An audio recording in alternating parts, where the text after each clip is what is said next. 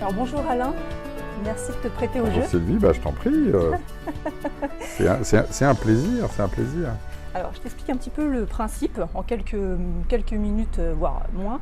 Je vais te poser quelques questions. Le but c'est de te connaître toi, la personne, le Alain Garnier, pas forcément celui que tu affiches toujours comme voilà, dirigeant, entrepreneur, etc., etc. Donc on va voir si on va y arriver.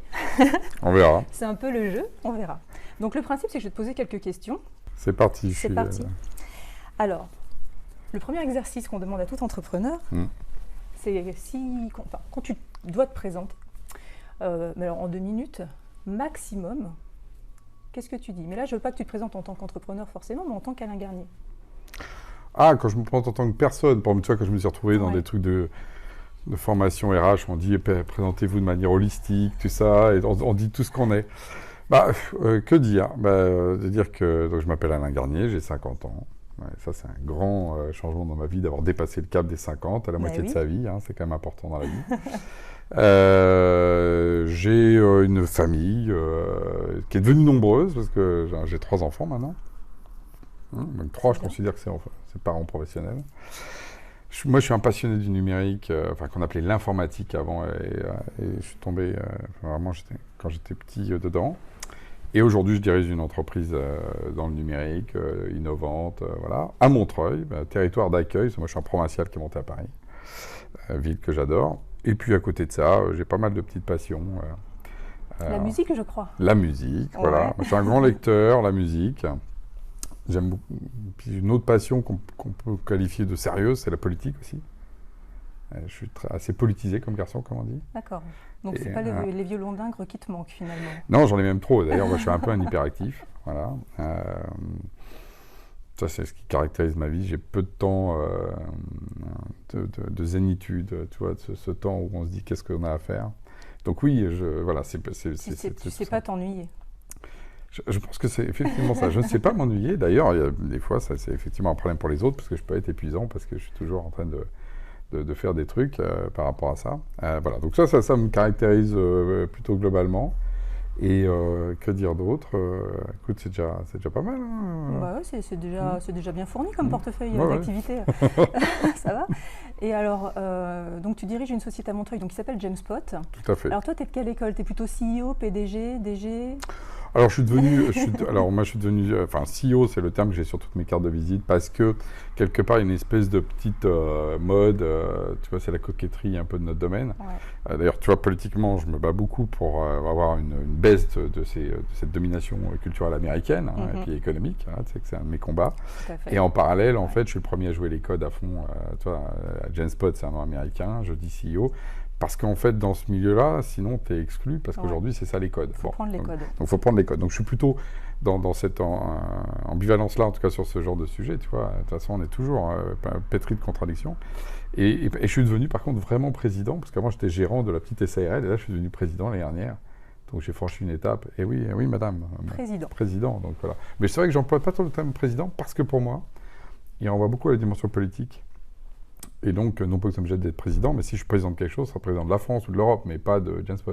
Tu vois, il y a un côté, je considère pour toi, c'est un terme politique, quoi. C'est une fonction politique. Dans mon imaginaire personnel, c'est plutôt ça. Mais en tout cas, c'est plus chic que gérant, où j'avais l'impression de gérer une petite supérette. Mais c'est drôle, parce qu'effectivement, le terme gérant, je ne l'aimais pas du tout. En plus, gestion, alors que moi, je considère qu'une entreprise, c'est pas de la gestion. En tout cas, c'est pas que de la gestion, c'est pas la centralité. Donc, je n'aimais pas du tout ce terme, pour le coup, gérant, tu vois, pour toutes les raisons que tu viens de dire. Quoi. Non, mais c'est vrai, mais moi, je suis pareil, le terme gérant, j'ai beaucoup de mal avec. Ouais, donc, je sais pas. Bon, après, voilà, il y a des termes comme ça qui sont un peu désuets, qu'on garde. Ouais, qu'on garde comme ça. Bon. Ok. Alors, je vais poser une question super classique, mais... Allez. Donc, tu es entrepreneur. Mais alors, pourquoi tu es devenu entrepreneur? C'était tellement confortable, je sais pas, d'être salarié ou fonctionnaire ou... Écoute, pourquoi? C'est vrai que ça, c'est l'action pourquoi. Alors, moi, ce qui est bien, c'est que le pourquoi, moi, je le sais. Parce qu'en fait, moi, je suis pas né pour être entrepreneur du tout. Mon éducation n'est pas celle-là. J'ai une famille qui n'est pas du tout côté entrepreneur. On va dire pas du tout ce côté de droite, patron, tout ça. Nous, on était les ouvriers. Voilà, mon père était instit. Donc, c'est vraiment une famille très de gauche. Voilà. Et en fait, donc moi, j'ai fait plutôt des écoles d'ingénieur parce que j'aimais l'informatique. Voilà. pas si on y reviendra, mais enfin voilà, c'est vraiment ce qui m'a guidé. Et à un moment donné, quand j'étais effectivement dans l'innovation, je me suis rendu compte que ce que je voulais, c'était être libre, inventer les trucs que je voulais faire. Voilà. Et avec j'ai monté la boîte à 25 ans, ma première boîte, hein, mais pas à l'époque de la Startup Nation, hein, on est dans les années 90, c'est pas comme maintenant. Et donc, je me rappelle toujours, hein, je suis là avec ce qu'allait devenir mon futur associé, qui était un collègue, et je lui dis, ouais, mais là, c'est le bazar là, dans la boîte et tout, puis on sait pas, écoute, si on veut faire le moteur sémantique, parce que moi, c'était mon truc de faire un moteur d'analyse sémantique du futur, du turfu, et alors, je lui dis, mais on n'a qu'à monter notre boîte, on sera libre comme ça, on ne sera pas emmerdé. Et lui, qui était plutôt un taiseux, alors que moi, je suis plutôt un... Voilà, il a dit, chiche. Voilà, ça s'est noué là. Voilà. Et en fait, à partir de là, j'étais dans une petite boîte, on a quitté, on a monté ça, sans savoir d'ailleurs où on allait, hein, franchement. C'était, et puis voilà, c'est comme ça que j'ai lancé ma première boîte. Et après, depuis, quand on a pris le virus d'entrepreneur, il y a un truc qui... C'est dur de revenir en arrière et de se dire... Ouais, alors après, je me dis toujours, est-ce qu'un jour, je redeviendrai employé? Bon, voilà, je le suis resté quand j'ai revendu ma boîte, la première boîte à Thales, 9 mois. Ça n'a pas duré plus longtemps qu'une gestation, tu vois. Et c'était même 9 mois, voilà, c'est même sorti avant terme, tu vois. D'accord, ouais. Ok. Non, mais c'est vrai, c'est vrai que je ne connais pas beaucoup d'entrepreneurs, disons, qui ont réussi à monter une société avec des salariés, etc., qui ont monté des choses très, très solides, qui ont réussi, en tout cas, qui ont même pensé, j'ai envie de dire, à redevenir salarié. Ou alors parce qu'ils ont vendu, en effet, un peu comme toi, ta société, et donc tu deviens salarié pour faire, on va dire, passer le relais. C'est ça. Et puis ensuite, tu pars le plus vite possible. Ce qu'on dit jamais, hein. C'est pas... Parce qu'en plus, on a toujours l'espoir que, justement, la volonté de puissance qui est derrière l'entrepreneur aussi, hein, quand on rejoint un grand groupe. Moi, je vois tous les potes qui ont été repris par des boîtes, et ça m'est arrivé aussi, donc voilà. On a cette volonté de puissance de se dire, là, on a un énorme vaisseau qui va pouvoir catapulter nos ambitions, quoi.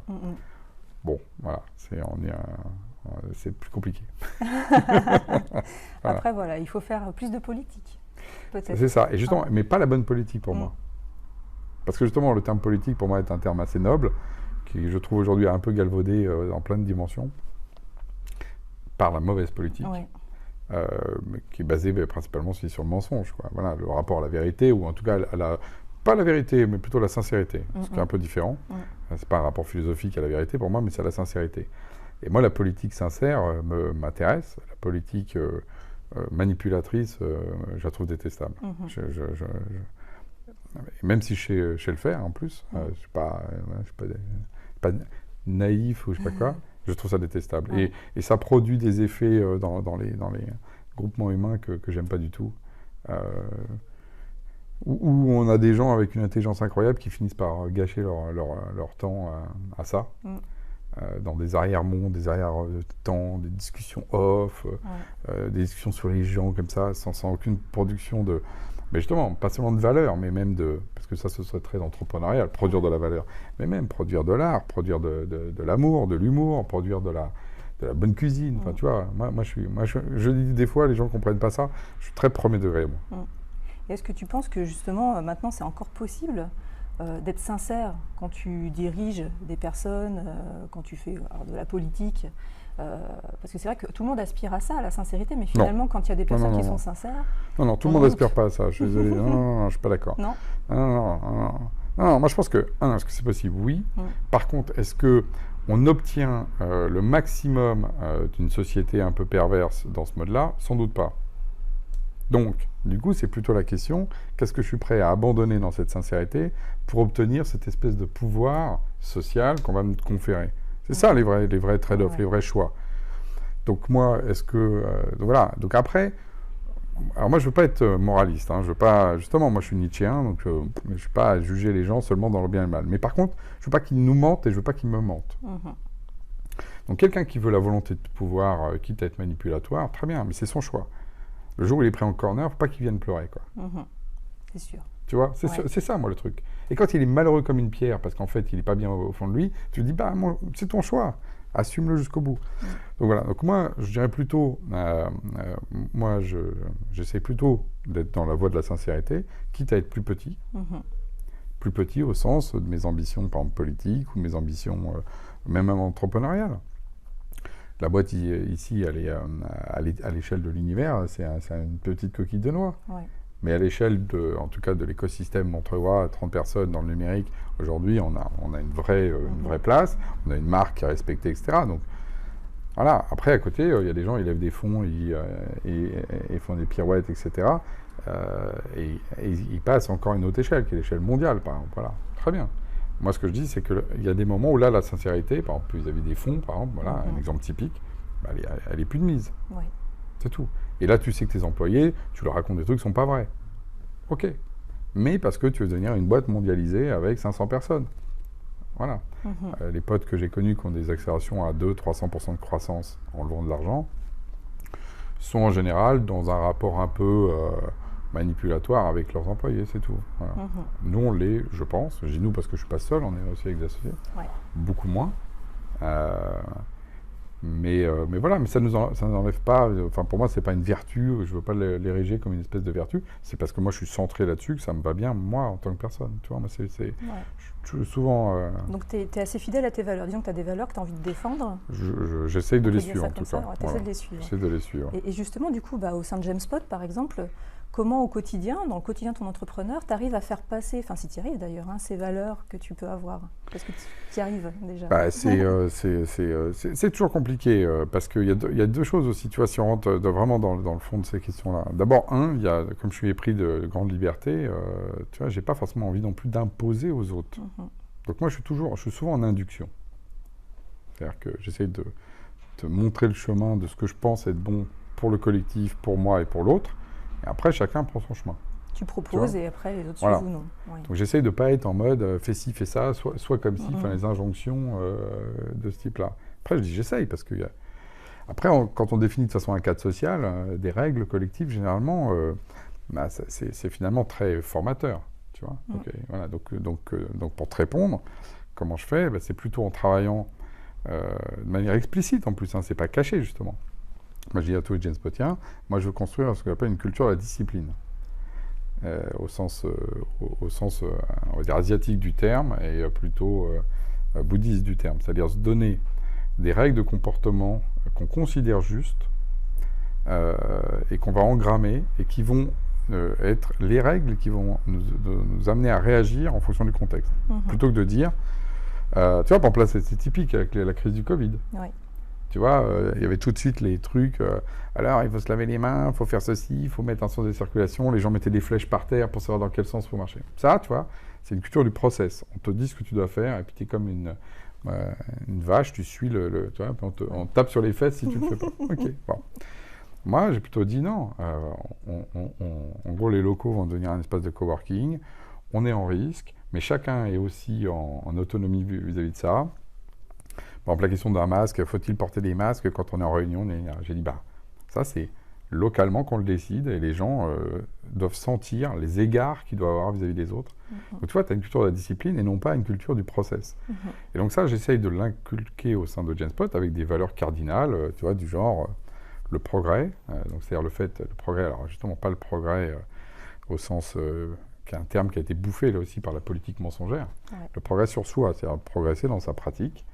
Au marketing, tu vas faire de mieux en mieux des newsletters, parler aux clients de mieux en mieux, faire des beaux visuels, enfin, tu vas progresser dans ton métier. Bon. Et donc ça veut dire, progresser, c'est accepter l'innovation, donc par exemple, tu vois, c'est accepter l'erreur, mais refuser l'erreur répétée. Voilà, donc tu vois, voilà, la même chose à chaque fois. Voilà. Et donc voilà, donc ça c'est une discipline, une valeur centrale de Jamespot. Quelqu'un qui rentre pas là-dedans, ça va coincer. Et parce que c'est même pas que moi, c'est collectivement, au bout d'un moment, c'est comme ça qu'on construit. Donc c'est comme ça que j'essaie de faire. Puis après, je te répondrai aussi, est-ce que j'y arrive? En tout cas, à date, toi, on est passé à 30 personnes en une petite dizaine d'années, on va dire, avec J'allais venir avec le nombre de salariés, peut-être que des fois, tu as des effets de seuil qui font que tu es quand même obligé de faire du process à un moment donné, quoi. Non, peut-être sur certaines choses. Oui, un peu de process, mais encore une fois, tu t'aperçois qu'avec la discipline, tu gères 99% des problèmes de process.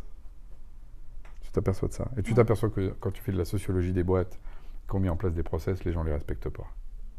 Et que le vrai problème qu'ont les gens, c'est justement parce qu'il y a des process partout et qu'au bout d'un moment, on ne sait plus lequel choisir. Donc moi, là-dessus, je suis anti-administratif. C'est-à-dire, je considère qu'on est suradministré dans notre société en général et dans les entreprises en particulier, mais pas que dans l'administration, justement, on est suradministré dans les boîtes. Et que ça, il faut l'éradiquer. Donc, ça a tendance à créer de l'inertie plus qu'autre chose, les process. De l'inertie et puis même de la schizophrénie entre ce que je lis qui n'est pas tout à fait ce que je pense, etc. Mais tu vois, le fond du truc, c'est aussi, vu que je parle de culture, c'est lent, en fait. Tu vois. Et que, tu vois, on est une boîte de 30. Si demain, il fallait qu'on passe à 100, tu me demandais, est-ce que j'y arrivais ? Bah, je pense que là, j'y arriverais moins. Non pas parce que je serais tout d'un coup devenu moins bon, c'est pas lié à moi. Il y a l'effet temps. C'est l'effet temps. Et que par contre, tu vois, la boîte qui grandit là, de manière assez organique, et voilà, bah, ça va. Mais tu vois, quand on a eu l'année dernière, tout d'un coup, l'arrivée de plein de gens, il y a eu... Et en plus... Il a fallu se rajuster. Voilà, il faut se rajuster. Et puis, j'aime pas parler seulement des individualités, justement, mais toi, dans les employés, on en a eu un qui était un vrai manipulateur. Voilà. Tu le dis, il rentre chez toi. En plus, il est bon. Justement, il te vend sa sauce et tout le monde ne voit rien. Puis une fois qu'il est dedans, je sais pas pourquoi, il y a des trucs qui se passent plus. Il y a des gens qui se retrouvent... Et tu as des problèmes que tu n'avais jamais à gérer avant qui apparaissent. Sauf que le problème, c'est que le problème, il vient de là. Mais en fait, non, il est là. Et oui, parce que c'est lui qui a parlé à l'autre pour que celui-là vienne te... Les manipulateurs, ils fonctionnent comme ça. Bon. Et même si moi, j'ai mis un logiciel à détection de manipulateurs, bah, tu vois, on ne l'a pas repéré tout de suite. On a mis du temps. Il a foutu du bordel dans le troupeau. Et voilà. Et alors, comme par hasard, le lendemain qu'il est parti, tac, tac, tac, tac, tac, tout est revenu tranquille. Voilà, tout est redevenu fluide. Et ouais, et c'est terrible. Et en plus, justement, je veux pas... Il y a le fait qu'en plus, lui-même est une victime. Tu vois, moi, je le vois pas. C'est pour ça que je dis que je suis nietzschéen. Je le vois pas comme un méchant, tu vois, jamais. Mais c'est une victime. Lui aussi, d'un fonctionnement comme ça, parce que... il vient pas, voilà. Il s'est pas créé tout seul comme ça. Voilà. Donc voilà. Bon, voilà un peu comment je vois les choses. Et puis, bah, évidemment, des fois, tu es pris par le business et donc tu es tellement pris que tu vois plus ces dimensions RH un peu subtiles. Il y a d'autres moments, au contraire, tu les vois. D'autres moments, elles te sont trop fortes parce que tu n'arrives pas à les supporter. Donc là, et donc après, c'est à nouveau d'avoir des comportements ajustés, alors qu'en fait, c'est toi qui ressens la situation. Donc voilà. Donc ça, je fais plutôt la question de toujours aller ressentir auprès des autres pour voir si c'est pas une psychose, une névrose personnelle ou si c'est justement un fait collectif. Dont je peux être effectivement celui qui va dénouer parce que mon rôle quand même de chef. Oui, c'est ça. Mais il y a besoin, je pense, d'un chef dans les troupes humains. Ça, j'en suis. Alors là, pour le coup, ça, je suis pas du tout libertarien ou libertaire. Alors, est-ce que c'est pour suivre une vision ou c'est même une question de discipline, à ton avis ? Il faut qu'il y ait un arbitre. Je pense qu'il faut que les groupes humains, et c'est là où, pareil, il ne faut pas se tromper, je pense qu'ils ont vraiment toujours besoin d'un leader, plutôt, qui peut apporter une vision, une discipline, une autorité, à la limite, qu'importe. Par contre, là où les gens se trompent vraiment, c'est que tout leader est interchangeable. Tu prends un troupeau de 30 personnes, je suis le leader, super, bon, voilà. Tu me vires demain, je me fais écraser par un bus, whatever, ou plutôt en vélo, parce que moi je suis en vélo, tu sais. D'accord. Mais il y a un leader qui va émerger. Aujourd'hui, il ne peut pas émerger parce que je suis là. Et donc peut-être, oui, j'ai peut-être le meilleur leadership local actuel. Et encore, ça se discute. Tu vois. Mais voilà. Donc en fait, il y a toujours un leader qui est pris. Ça c'était, je me rappelle quand j'étais jeune, ça m'avait vraiment marqué. Des gens qui étaient les chefs un peu d'un groupe, tu l'enlèves, tout d'un coup, il y a un autre chef qui émerge. Ouais. Voilà, c'est une fonction qui est demandée en général par le collectif. On le voit dans les cours d'école aussi. On le voit dans les cours d'école, ouais, complètement. Donc voilà, mais ce qui nous ramène au fait qu'on a quand même une grande responsabilité. Ouais. Parce que ce qu'on produit se démultiplie. Tu vois, la bienveillance que j'essaie de mettre va se démultiplier. Si à un moment donné je leur mets moins parce que j'ai moins d'énergie, parce que je me trompe de moment, parce que moi aussi, on n'est jamais exemplaire même sur ces valeurs qu'on pense importantes, à un moment donné ça va se propager. Donc voilà, donc on a un rôle. C'est pour ça que les chefs sont encore plus exemplaires et que c'est pour moi fondamental. Je comprends tout à fait, oui. Alors, autre question. Quelles sont du coup les leçons les plus douloureuses que tu as pu expérimenter dans ta longue carrière d'entrepreneur? Je prends un peu de café pour moi. Je t'en prie. Écoute, moi j'ai eu vraiment quelques douleurs très fortes. Euh, D'abord, tu vois, quand j'ai eu ma première boîte, les premières difficultés économiques sévères, hein, c'est que tout d'un coup, tu as les associés qui partent en vrille et qui vraiment font n'importe quoi. Et là, tu ne reconnais pas les gens face à la situation de crise et d'angoisse, quoi. Tu as d'autres personnes en face de Tu toi. as d'autres personnes en face de toi. Et là, j'en ai beaucoup souffert. Ça a été très dur. La deuxième phase, pareil, c'est que, parce que ma première boîte, à un moment donné, on est passé par une phase justement de RJ, de redressement judiciaire. On a été repris et finalement, après, on a été vendu à Thales. Donc moi, j'ai connu vraiment l'espèce de l'ascenseur. Hein, j'ai même levé de l'argent à cette époque-là. Donc, c'est l'ascenseur émotionnel. Ah ouais, total. Attends, on était la boîte, on était genre la star absolue. Après, on était des sous-merdes absolus. Et puis finalement, on a été revendu industriel. Oh, formidable. Voilà, t'as envie de dire. Moi, j'étais le même tout le temps, tu vois. Ouais. Donc, enfin, il y a un truc. Parce que moi, j'ai toujours été gêné par justement ces effets de distorsion entre la starification ou au contraire la scarification, quand tu choisis. Ça. Bon, donc ça a été très douloureux. Voilà. Autre truc très douloureux, c'est j'ai eu effectivement, je parle des manipulateurs, ça me fait toujours beaucoup de mal parce que finalement, moi, je construis un système de confiance, de discipline, et puis à un moment donné, bah, t'en as certains qui en abusent, et ça, quand tu le vois pas, vraiment, il y en a eu un, par exemple, il y a quelques années, là, où carrément, ça c'est le truc, un des pires qui m'arrive, c'est les moments où j'ai les sentiments de dire je vais arrêter les boîtes, quoi. Ouais, ça t'a dégoûté, quoi. Ça m'a dégoûté, ouais. En gros, tu vois, le mec, il vient te voir, tu vois, le mec, il est censé faire son job, il le fait pas du tout, voire même il te fout dans la merde, il te plante des clients, bon, t'as carrément des clients qui disent cet homme-là, je veux plus en entendre parler, tu le vois, tu dis écoute, tu vois, ça va pas du tout, ah bon, oui, donc bon, on va se séparer, d'accord, légalement, en plus, t'es dans ton bon droit, il vient à peine de démarrer, voilà. Alors il pleure, il dit « Ah oui, mais tu comprends, j'ai besoin de payer l'école de ma fille privée. » Alors en plus, il dit « Ouais, l'école privée, pourquoi tu vas pas dans le public, tu vois, ils ont d'argent, de machin, bon. » T'es gentil, tu dis « Ok, bon allez, je te laisse les 15 jours en plus pour que ton chômage, machin truc. » Puis le lendemain, t'as un avocat qui t'attaque au prud'homme. Ouais. Sur une faute en plus, ce qu'on appelle juridique d'un papier où il a fait exprès de ne pas mettre bon pour accord. D'accord, oui. Et en rajoutant la deuxième phrase. Il a écrit que la moitié, j'ai pas vu.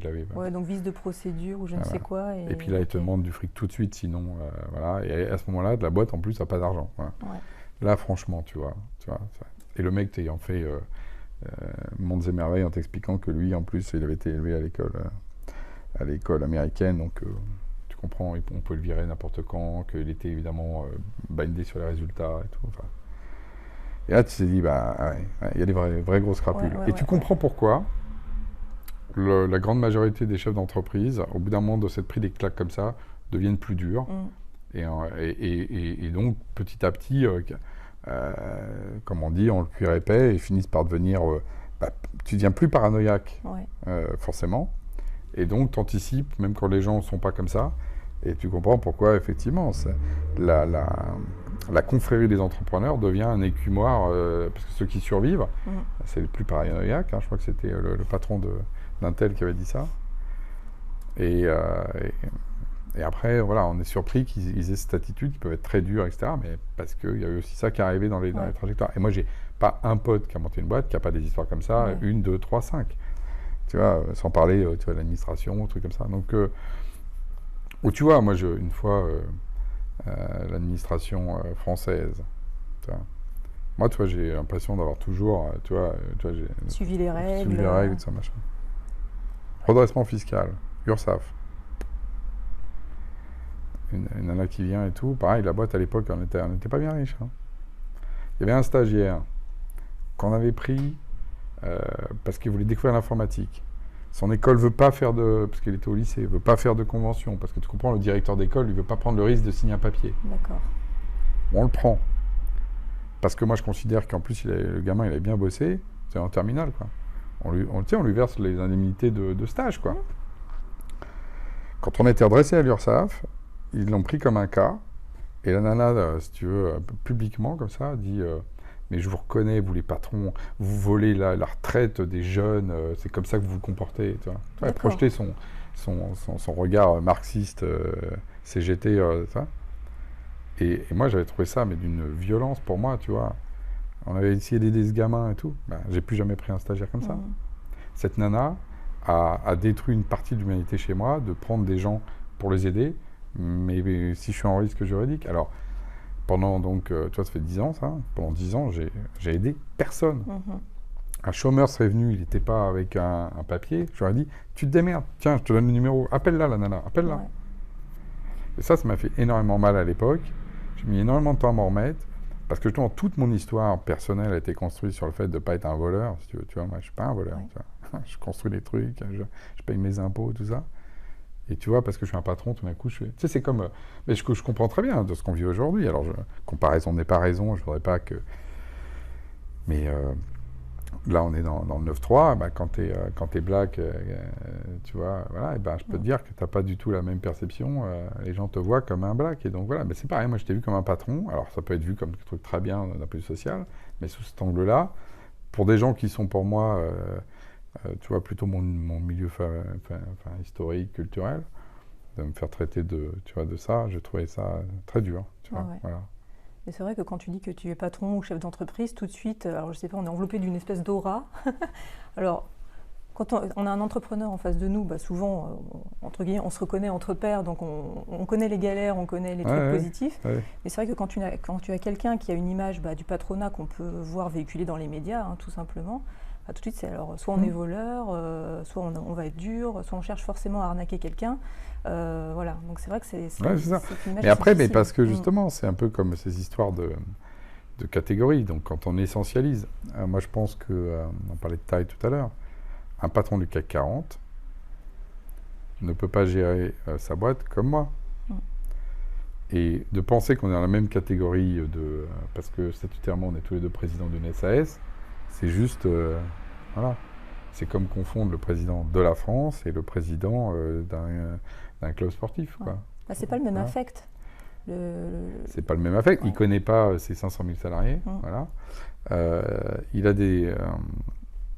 Il n'est justement là pour le coup souvent que le représentant effectivement de forces qui lui sont extérieures.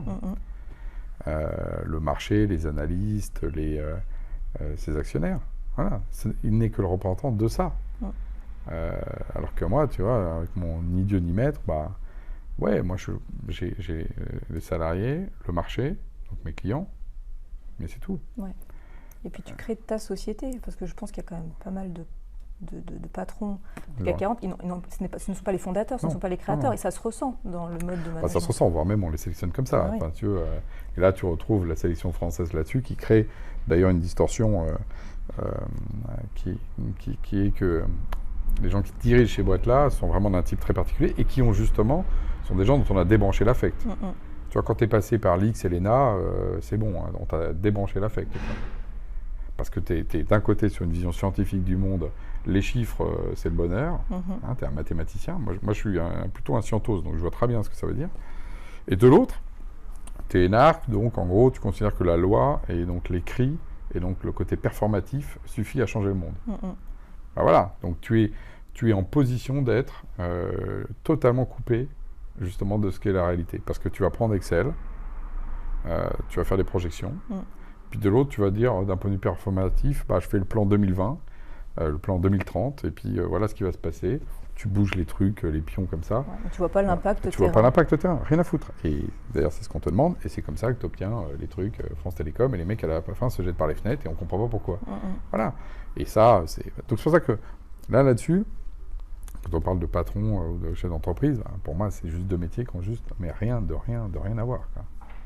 Voilà. Tout à fait. Ouais, c'est toujours intéressant d'avoir le point de vue des petits patrons, entre guillemets. Oui, mais sauf que la France n'écoute pas les petits patrons, elle n'en a rien à foutre. Mais c'est le but un peu de la vidéo, là, c'est de connaître les petits patrons. Ceux qui ont vraiment, enfin, entre guillemets, vraiment, c'est un peu péjoratif de dire ça pour ceux qui n'ont pas vraiment, entre guillemets, créé leur propre boîte. Ils n'ont pas créé, là, pour le coup. Il y a une différence, quoi. La vérité, tu vois, c'est que les gérants, c'est eux. C'est vrai, c'est pas faux. C'est des gestionnaires. Tu vois, ce sont des gérants. On leur donne un truc à gérer, ils le font plutôt bien, selon leur personnalité. Mais voilà, Mais bon, après, justement, de savoir qui on est, c'est encore une autre question, tu vois. Voilà. Tout à fait. Ce que je te propose, c'est de tirer une autre carte au sort. Sujet toujours plutôt professionnel. Alors, hop. Tu as connu des crises dans ta société, comment as-tu fait face? Les as-tu surmontées comment? Alors les crises, oui, il y en a plein. De toute façon, on a déjà parlé de quelques-unes, là. On a parlé de ça. C'était des crises plutôt machin. Non, après, tu as des crises, par exemple, ça c'est intéressant, tu vois, des crises, parlons de crises plutôt sociales. Tu vois, bon, nous, on n'est pas là, moi, j'ai pas eu de grève encore, ça arrivera peut-être un jour. Avec ça. Mais par exemple, tu vois, quand on a changé de mutuelle, il y a eu au moment où il y a eu ça qui a été mis en place, en fait, moi, justement, on avait vu quelle mutuelle il fallait mettre en place, et puis en fait, ça a créé une angoisse très forte, parce qu'il y avait en fait 2 troupeaux, justement, qui étaient disjoints chez nous, entre plutôt ceux qui avaient des familles et ceux qui étaient des jeunes célibes. Et par un jeu un peu démocratique, moi, j'avais amené ça sur un temps assez court, à ce qu'on se prononce, et les gens ont anticipé le vote, et puis que c'était en fait finalement les familles qui allaient gagner, tu vois, une espèce de truc. Et donc les jeunes célibes se sont dit, oh là là, il va falloir qu'on paye, et ça a rajouté tout d'un coup beaucoup de charges sur leur salaire, qui ne sont pas toujours top. En plus, à l'époque, on était moins riches qu'aujourd'hui, donc ils avaient plutôt des petits salaires. Et il y a eu un effet de crispation sociale et de peur que je n'avais pas vu venir, quoi. Tu vois, pour parler d'une crise que je n'ai pas vu venir. Tu vois, voilà. Et tu as réussi à désamorcer ça comment? Justement, tu vois, du coup... voilà, non, mais c'est un bon exemple. Du coup, en fait, j'ai tout de suite dit, oh là là là là, voilà, ok, d'accord. Voilà, je me suis trompé, on a été trop vite. On va tout remettre à plat, on va en discuter, on va prendre le temps. Donc j'ai désamorcé tout ça. Après, on a repris les gens et on a fait justement de la concertation sociale plus directe. On a vu en fait que déjà la majorité, elle était peut-être pas celle-là, qu'en fait d'ailleurs il y avait d'autres voies, qu'en plus il y avait une 3e voie qu'on n'avait pas explorée. Et puis finalement, on a réussi à trouver une autre voie. Mais c'est intéressant, c'était vraiment une crise sociale, au sens, tu vois, ça le mot crise, je l'amène plutôt là-dessus. Puis après, moi j'ai eu des... Donc ça, c'est un bon exemple de crise. Et tu vois, c'est là pourquoi ça a été vite résolu, parce que j'ai tout de suite désamorcé en disant, oh là là, j'ai pas perduré dans ce qui... Quand tu réfléchis, mon processus, il était nickel. Hein. Je faisais voter les gens, ils avaient accès à tous les documents. Enfin, en vrai, j'avais pas caché... tu vois, pour revenir à la question de manipuler ou pas, ou de cacher les trucs, j'avais rien caché. Mais socialement, il y avait un truc, le corps social, il n'était pas prêt à ça. Voilà. Et dans ces cas-là, il faut savoir faire machine arrière, mais toujours dans l'idée, ok, là, on s'est planté, mais ce qu'il faut, c'est que la prochaine fois, on fasse mieux. Voilà. Et parce que les gens, à ce moment-là, et c'est encore le cas aujourd'hui, je touche du bois, mais tu sais, je suis un peu des fois superstitieux, elles nous font confiance, bah effectivement, ils n'ont pas considéré qu'on faisait juste ça pour je sais pas quoi, tu vois. Voilà. Et on a abouti d'ailleurs à un truc qui est resté jusqu'à ce que là, on rechange de mutuelle, d'ailleurs, ça s'est fait de manière beaucoup plus simple ce coup-ci. Voilà, ça c'est un exemple typique de crise. Puis après, il y a eu les grosses crises financières, moi j'ai connu. Quand on a eu des problèmes de thunes, tout d'un coup, tu te retrouves avec... plus de thunes, et donc là c'est chaud, quoi. Surtout que moi là, ça envoie des trucs très profonds, moi j'ai toujours peur de manquer, donc je suis pas... Moi j'ai des potes, ils peuvent être à moins 100 000, moins 200 000 sur leur compte bancaire, ils t'en parlent comme s'ils te parlaient d'une dette, voilà. Moi je suis flippé à l'idée de...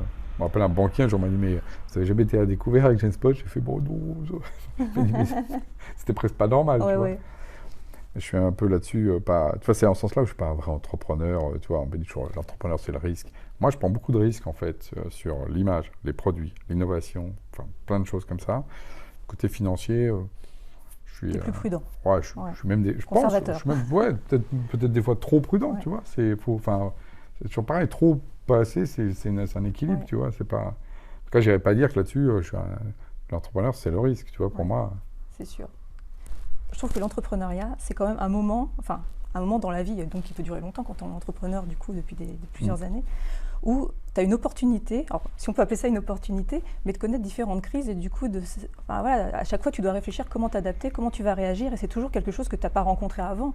C'est toujours différent, parce que même si c'est, par exemple, une autre crise sociale, ce ne sera pas le même sujet, ce ne seront pas les mêmes personnes. Enfin, tu as toujours quelque chose, quoi. Et alors moi, personnellement, je trouve ça assez passionnant, même si c'est douloureux. Oui. Alors après, justement, il y a crise et problème, tu vois. Moi, je pense que je me nourris bien des problèmes, et les crises, ça dépend comment elles m'affectent. Tu vois, par exemple, la crise du Covid qu'on a vécue, pour nous, c'est pareil, c'est une belle opportunité. Et pas seulement parce que d'un coup, les gens trouvent que notre solution, elle est super, mais parce que c'est une façon de reconfigurer complètement, y compris, tu vois, le rapport aux lieux, les locaux, tout ça, et repenser l'entreprise dans un autre mode. Moi, les crises, elles ont toujours été pour moi des occasions de rebond, parce que au fond, moi, je ne suis pas un conservateur, je pense, ça c'est clair. Tu vois, là, tu as dit quoi je peux avoir... Sur le côté financier. Non, mais voilà. C'est au sens, voilà. Non, mais même, tu vois, c'est plutôt le fait de ne pas aimer le risque too much. Mais pour moi, conservateur et risque, c'est pas pareil. Ouais. Il y a des gens qui prennent des risques sur tout. Tu vois, bon, moi, je toujours, par contre, à avoir quand même des prises de risque mesurées. Tu vois, mais ce qui n'est pas être conservateur, ça. Et donc, je reviens sur le truc conservateur. La crise met le conservateur dans un état d'angoisse totale, parce qu'il perd tous ses repères. Bah oui. Moi, tu m'enlèves tous mes repères, so what, quoi. Enfin, après, toujours pareil, quand on dit ça, c'est facile, tu m'enlèves vraiment tous mes repères. Mais tu vois, moi, je me suis retrouvé, vu qu'on est sur le terrain personnel, à un moment donné, j'étais catapulté en Thaïlande quand j'avais 20 ans, dans une famille pendant 15 jours, ils ne parlaient pas anglais ni français, je ne parlais pas thaïlandais. Donc, si tu veux perdre ses repères, je l'ai vécu ardos, quoi, tu vois. Bon. Et c'est une expérience de vie assez étonnante. Donc voilà, moi, quand j'ai mon petit confort matériel, tu vois, il y a un minimum sur lequel, tu vois, je sais que je vais avoir à boire et à manger. Tu sais, moi, je suis très... Voilà, une fois que tu as ça, finalement, tu as l'essentiel. Bah ouais, puis après, tu construis, et par contre, voilà, je suis très vite construit. Donc moi, les crises, elles sont plutôt pour moi des moteurs, au contraire. Et les problèmes, en fait, ça dépend s'ils touchent effectivement. Tu vois, je pense que tu vois, ça touche mon intégrité ou pas. C'est là où je vais être le plus en risque. Parce que là, je vais perdre peut-être la confiance que j'ai de cette espèce de truc ou ce combat que tu as face à justement cette difficulté. Tu vois. Tu peux perdre du crédit et du coup t'handicaper pour quelque chose que tu veux faire plus tard, éventuellement. C'est ça. Et là, ça devient un peu compliqué. Sinon, dans tous les autres cas, au contraire. J'adore quand ça bouge, quand c'est le bordel, quand personne ne voit clair. En plus, comme j'aime bien conceptualiser les choses, plus c'est le chaos, moi je suis comme un poisson dans l'eau. Content, quoi. Content en tout cas. Quand c'est le chaos, si tu veux, tu vois, j'en reviens... Ta matière à créer, finalement. Voilà, ta matière à créer face à l'argile qui est là. Et en fait, en général, quand après tu as commencé à créer, tu t'aperçois que tu as un deuxième type de gens, tu sais, mes fameux énarchiques, là, qui débarquent, qui eux, si tu veux, sont incapables de créer avec rien. Mais rien, tu vois. Par contre, gérer un début de structure et de la montée très haute de la même façon, alors ça, c'est des champions. Et eux, ils ont une autre qualité que là, pour le coup, j'ai qu'à moitié, voire au quart, voire des fois pas du tout. C'est la persévérance dans la même chose pendant longtemps et d'être, tu vois. Donc c'est pour ça que moi, je reconnais aussi beaucoup de qualités dans d'autres formes après, tu vois, y compris de direction. Mais donc le chaos, moi, il me va plutôt bien. Il va plutôt bien. Ouais. Alors, on a parlé beaucoup de professionnels. Alors, j'ai des questions aussi plus privées. Bon, on ne va pas dire intimes. Je ne pense pas que ça aille jusque-là. On va voir. J'ai une limite j'ai une limite assez nette là-dessus. Hein, tu vois, en tant que personnage public, je fais beaucoup de vidéos, je parle beaucoup. Et je dis beaucoup ce que je pense. J'ai vraiment des limites sur l'intimité que je montre ou pas. Donc ça, c'est aussi ces choses sur lesquelles je suis assez défini par rapport à moi-même, ou en tout cas j'essaye, parce que je considère que c'est très dommageable quand on a un personnage un peu public. Au bout d'un moment, l'intimité, elle abîme les gens. On l'a vu avec notre dernier président. Tu vois, l'intimité te fout dans la merde, tout ça parce que tu as des croissants et un scout. Bon, tu as envie de dire, so what, quoi, tu vois. Donc voilà, je fais très attention à cette partie-là. Tu vois, il y a une partie d'intimité que je considère fait partie de l'histoire. Et puis il y en a une sur laquelle c'est Niette Popov et tu vois, il n'y a rien, et tu peux chercher, tu ne trouveras rien sur moi, ou très peu, ou juste des bribes sur le côté, quoi. Ah, mais c'est parce que tu n'as pas encore des paparazzi. Oui, mais justement, ça, par exemple, tu vois, ça j'ai une critique très, très radicale là-dessus. Je trouve que c'est sale, je trouve que c'est mauvais pour la société, et je trouve que c'est une mauvaise attitude humaine que d'être dans un rapport de paparazzi pour aller prendre avec un téléobjectif quelqu'un qui ne veut pas se montrer. Qui a fait l'effort de ne pas se montrer. Je trouve que ça devrait être beaucoup plus, j'ai envie de dire, attaqué dans notre société, condamné. À l'inverse, la même chose dans le terrain, par exemple, de l'investigation, devrait être au contraire pour aboutir aux lanceurs d'alerte, etc. Mais tu vois la différence entre... sauf qu'on met plus d'énergie aujourd'hui pour voir si, je ne sais pas quelle starlette, elle couche avec machin, avec un bikini rouge, que pour savoir si tel industriel met de la saloperie dans la bouffe qu'on a tous les jours et des pesticides. Ça, tu vois, c'est mon terrain politique. Et donc, voilà, je dis que notre société là-dessus, elle est, d'un point de vue éthique, à côté des sujets profonds sur lesquels elle devrait être. La bassesse humaine n'a pas de limite, mais là, tu vois, donc je m'essaye, moi, en tout cas, de m'extraire de ça, au moins à titre personnel, pour pas m'exhiber, on va dire, tu vois, voilà. Tu protèges ta vie privée autant que tu peux. Voilà, après, sans non plus devenir, tu vois, tu vois, j'aime pas la transparence. La transparence est un terme dictatorial, tu vois. Par contre, je ne cache pas, je t'ai dit, j'ai une famille, j'ai 3 enfants, je ne vais pas me cacher de cette partie-là, au sens où, justement, ça participe à la compréhension aussi de ce que je suis. Mais c'est la différence entre, tu vois de loin que j'habite, effectivement, dans une maison et que j'ai une famille, ok, donc tu vois à peu près qui je suis, j'habite à Montreuil, je m'en cache pas, mais tu vois, c'est pas pareil que, justement, avoir des photos de moi en vacances avec machin, que je mets sur les réseaux sociaux, rattachées à ma boîte et rattachées à toute ma dimension. Tu vois, c'est ça, la séparation. Ouais. Entre transparence et, par contre, dire ce qu'on est, avec une certaine forme, justement, de sincérité minimale, pour pas que les gens se trompent sur à qui tu as affaire. Tu vois, je retrouve souvent ça. Non, mais c'est vrai que c'est important de contextualiser les éléments, on va dire, personnels qui permettent de comprendre le personnage que tu es. C'est vrai que quand tu es père de famille de 3 enfants, tu ne vas pas forcément avoir les mêmes, alors c'est pas forcément une question de valeur, mais les mêmes attitudes ou les mêmes compréhensions d'ailleurs de tes employés. Qui vont être aussi, par exemple, père de famille. C'est vrai que si toi, tu as toujours été célibataire, tu ne vas pas comprendre un père de famille. J'en ai parlé tout à l'heure sous cet angle-là, donc oui. Et donc, de savoir qu'on a des enfants, c'est pas... Tu vois, là, tiens, regarde, c'est intéressant, ça, dans le Covid, il y a eu ce problème-là. Nous, on a des employés qui avaient des enfants sur les genoux, et c'était pas facile pour eux, et d'autres qui n'en avaient pas. Bon.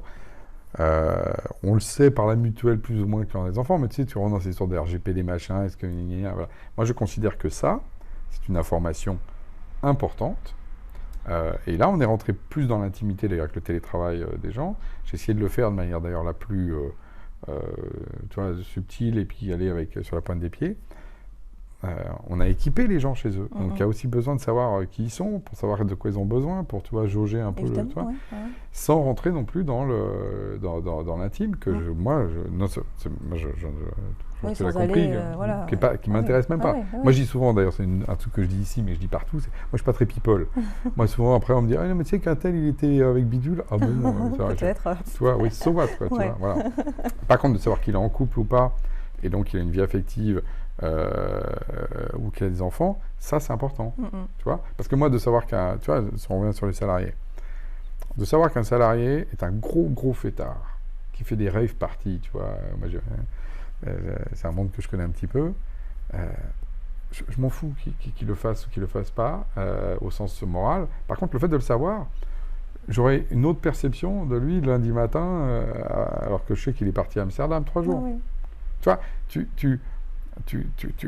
tu conscientises ce qu'est sa vie. Et si par ailleurs, tu vois, il fait le taf, fine, tu vois. Versus celui dont tu sais qu'il va jamais dans la rave party, etc., et qui est toujours fatigué tous les matins. Là, tu vas te dire, attends... peut-être qu'il a un petit problème, un problème personnel. C'est ça, grave. Tu vois. Et que tout d'un coup, tu es plutôt en attention. Pour ça, tu vois, j'aime bien l'idée de ce qu'on appelle le regard ajusté. C'est que moi c'est pas de savoir, tu vois, c'est pas de juger l'activité, parce qu'au contraire, moi, je suis plutôt très open sur toutes les activités, mais de les prendre comme un élément de contexte dans la façon dont tu regardes la personne. Tu vois, là, l'exemple, il est typique. C'est ça. Et dans un cas, tu vas dire, non, là, elle a peut-être un problème, il faut en parler, et... Dans l'autre cas, mais non, oui. Oui, mais non, il a fait la fête tout le week-end, donc il est fatigué, c'est normal. So what, voilà, tu vois. Voilà, Ok. Alors, ma première question, on a déjà parlé pas mal de sujets, finalement, qui touchent quand même un peu au personnel, puisqu'on parle des valeurs, etc. Et là, ma question, alors ça va être un travail intellectuel, parce que si tu n'avais pas été entrepreneur, donc si tu n'avais pas fait ce choix, finalement, à un moment donné, à ton avis, quelle personne tu serais aujourd'hui ? Moi, j'ai... J'aurais pu avoir d'autres destins, tu sais. J'aurais pu avoir... J'ai plein de destins, et d'ailleurs, ça fait partie, moi, je pense, dans mes trucs profonds, c'est que je me dis toujours qu'en fait, il m'aurait fallu plusieurs vies, ça c'est sûr. J'aurais pu être artiste, je pense, parce que, tu vois, j'ai eu plusieurs bifurcations où c'était vraiment pas loin, et c'est juste que je dise maintenant, c'est ça, et je l'assume, et que je fasse pas autre chose.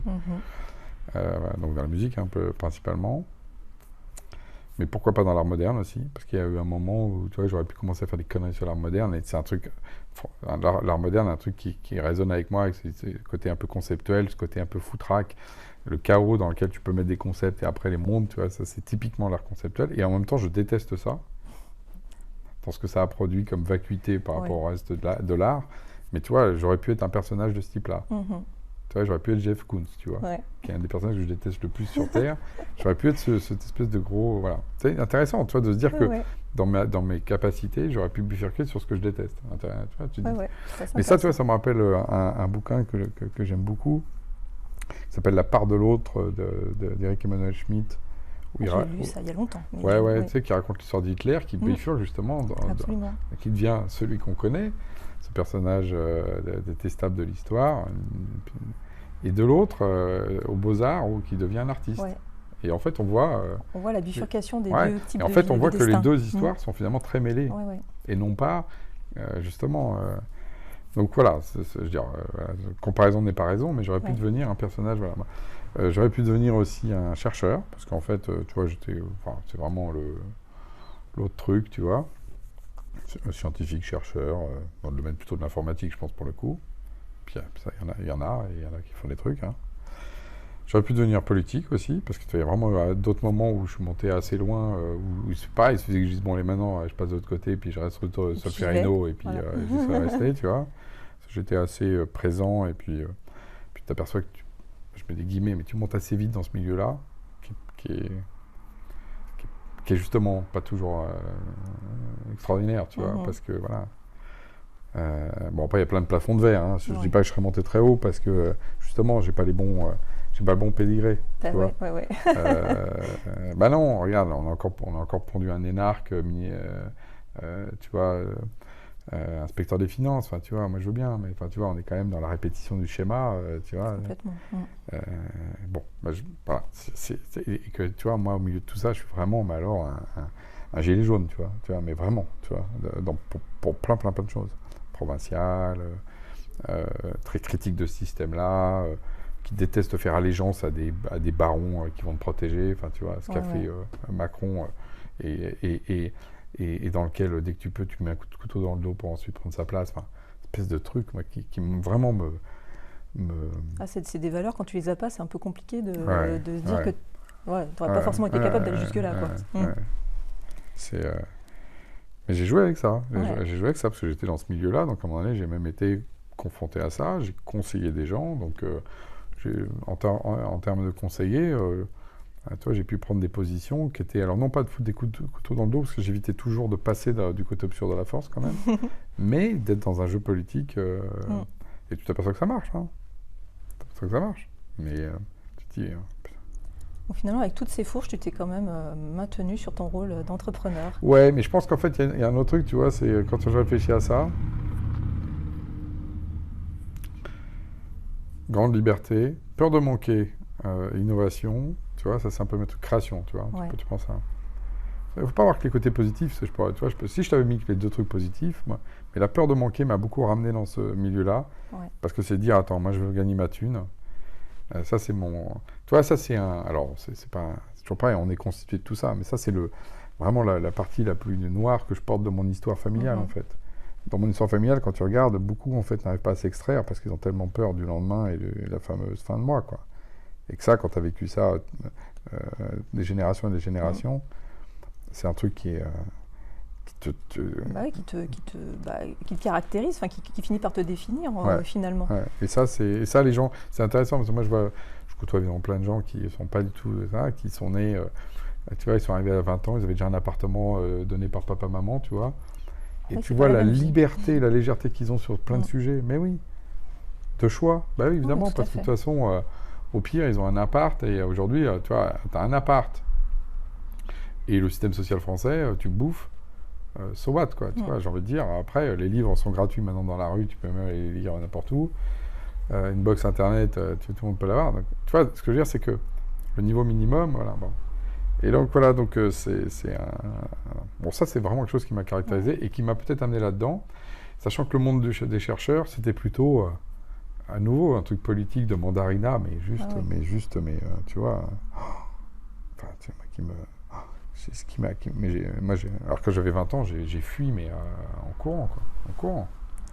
Ouais, je comprends. Attendre, Alors c'est marrant parce que quand tu dis la peur de manquer et finalement tu es devenu entrepreneur, c'est quand même un choix qui peut être difficile. Enfin, non, mais c'est paradoxal parce que en fait j'aurais pu être employé parce que du coup tu as la sécurité du salaire. Oui, mais sauf que tu retrouves cette espèce d'idée que c'est la volonté de le faire par soi-même. Ouais. Tu vois, ça, je pense vraiment ça. De faire ce que tu as envie de faire, quoi. Quand même. Enfin, non, c'est plus que ça. C'est plus que ça. Ça, c'est peut-être la partie liberté. Mais tu vois, les gens qui veulent vraiment faire ce qu'ils veulent faire, il y en a certains qui sont totalement asociaux et ils partent et ils font n'importe quoi dans leur vie. Donc moi, je suis plutôt là-dessus, assez social, donc je suis plutôt très contraint par l'environnement social. Non, c'est pas ça. C'est de devoir rien à personne.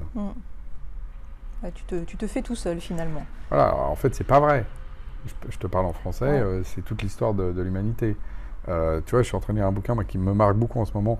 Tu vois, je suis là avec mon corps, c'est grâce aux éponges et à toute l'évolution. Voilà, donc je ne me suis pas fait tout seul. Non. Je suis juste l'espèce de petite couche, tu vois, en plus de toute la grande zoosphère humaine, et puis avant des animaux et même du vivant. Voilà, et puis culturellement, je suis désolé, je suis allé à l'école, mes parents se sont fait chier à supporter mes crises quand j'étais gamin, parce que je devais être chiant comme sont tous les mômes. Enfin, tu vois, c'est le grand mythe, ça, libéral, que j'aime pas du tout, qu'on doit tout à soi-même. Ouais. C'est pour ça que je suis plutôt socialiste, même si le terme socialiste aujourd'hui politiquement est une catastrophe, mais c'est-à-dire que je pense qu'on est plus des animaux sociaux que des animaux individuels. Les libéraux, moi j'aimerais bien à chaque fois que j'ai un bon vieux libéral qui considère que tout lui est dû et que voilà, tu le prends tout seul, tu lui dis bah écoute, maintenant va vivre tout seul et puis tu sais quoi, tu vas avoir tout l'argent que tu veux sans impôt, pas de problème. T'arrêtes de financer ces écoles qui servent à rien, je suis d'accord avec toi, ces routes que les gens défoncent et puis que l'hiver en plus il y a les nids de poules à cause du froid, t'as raison, tout ça c'est des conneries. Vis tout seul. Puis là d'un coup tu dis mais non mais évidemment il peut même pas imaginer alors qu'en fait il te dégueule de tout revient à lui en tant que personne, mais quand tu lui dis bah très bien, assume jusqu'au bout ton fonctionnement, sois seul au milieu d'un monde et arrête de demander aux autres, je sais pas moi, justement des routes, des hôpitaux, et voilà. Et là, mais même la langue, tu vois, il y en a certains sur lesquels j'arrive même sur la question de la langue, ils comprennent pas que c'est un patrimoine collectif, ils pensent que ça leur appartient qu'à eux. Et là tu vois, voilà. Et ça c'est pour moi c'est une gangrène intellectuelle qui vient des années 70, une bataille qui a été menée parce qu'elle est une bataille intellectuelle contre le monde marxiste, plutôt au contraire d'ailleurs, trop communiste, qui a été trop loin, donc évidemment contrebalancier, et qui produit aujourd'hui, à mon avis, les pires trucs qui font que tu vois, tu as des entrepreneurs détestables, les mecs des GAFAM qui ont plus que les États en termes de valeur, juste parce qu'à un moment donné, tu vois, Mark Zuckerberg, il a été piqué l'idée quand même de ses copains d'école. Il faut quand même voir que ce mec-là, on lui donne aujourd'hui des milliards et toute la planète, machin, sur un projet qu'il a été piqué à deux de ses potes, quoi. Ouais. Donc, en termes de morale, quand après-demain, si tu veux, on a des voyous, tu vois, qui viennent piquer des trucs chez toi, t'as envie de dire, bah, tu sais quoi, le mec, un des plus riches sur Terre aujourd'hui, c'est ce qu'il a fait, on trouve que c'est super. Bah oui, donc... Tu vois, et là, je parle d'exemplarité, mais voilà, donc notre société est pétrie de ça, tu vois, mais même, tu vois, notre président, hein, Macron, si vous me regardez, on trouve formidable que ce mec-là, si tu veux, a été dans une logique d'aller mettre un couteau dans le dos de son président qui l'a fait grandir. Voilà, et tout le monde trouve ça super. Et j'ai envie de dire, bah, tu sais quoi, tu vas vivre ça, puis une fois que tu seras de l'autre côté de la barrière, tu nous dis comment tu le vis. Et on ne fait pas société avec ça. Parce que ce qui s'est passé, c'est que Macron a donc, du coup, constitué un temps qui est de l'ordre de 18 mois. Je fais une alliance avec toi pendant 18 mois, puis au bout de 18 mois, toi ou moi, je te tuerai, ou toi, tu me tueras. Bah ça, c'est bien, dans l'idéal, à fleur et moucheté comme ça. Dans une société qui a besoin de temps long, bah, ça produit le caca qu'on produit aujourd'hui.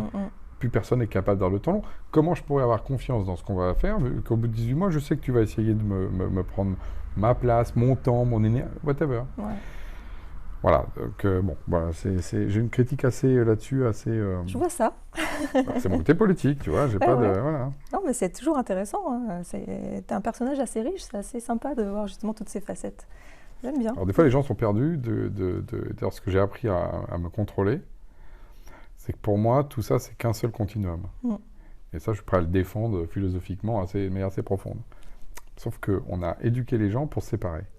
Donc tu as des gens qui sont là pour la politique, qui pensent la politique, tu as des gens qui sont là pour penser la philosophie. D'ailleurs, je déteste les professeurs de philosophie. Je considère que la philosophie, ce serait la philosophie de tous. C'est devenu un truc réservé à une élite, qui d'ailleurs s'en a accaparé avec des termes que personne ne peut comprendre, comme ça du coup au moins ils ne sont pas emmerdés, ils sont dans leur coin.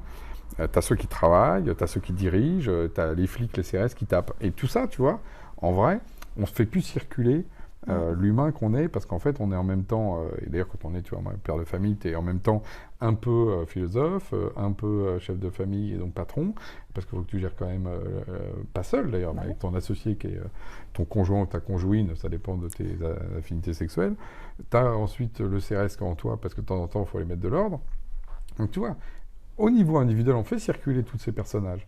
Mais dans la sphère sociale, on est l'un et pas l'autre. Bon. Et quand tu commences à jouer, tu es dans une réunion business et tu passes sur le terrain politique, tu es dans le truc politique, tu essayes de passer sur la philosophie. Oh non, c'est la philosophie, ça.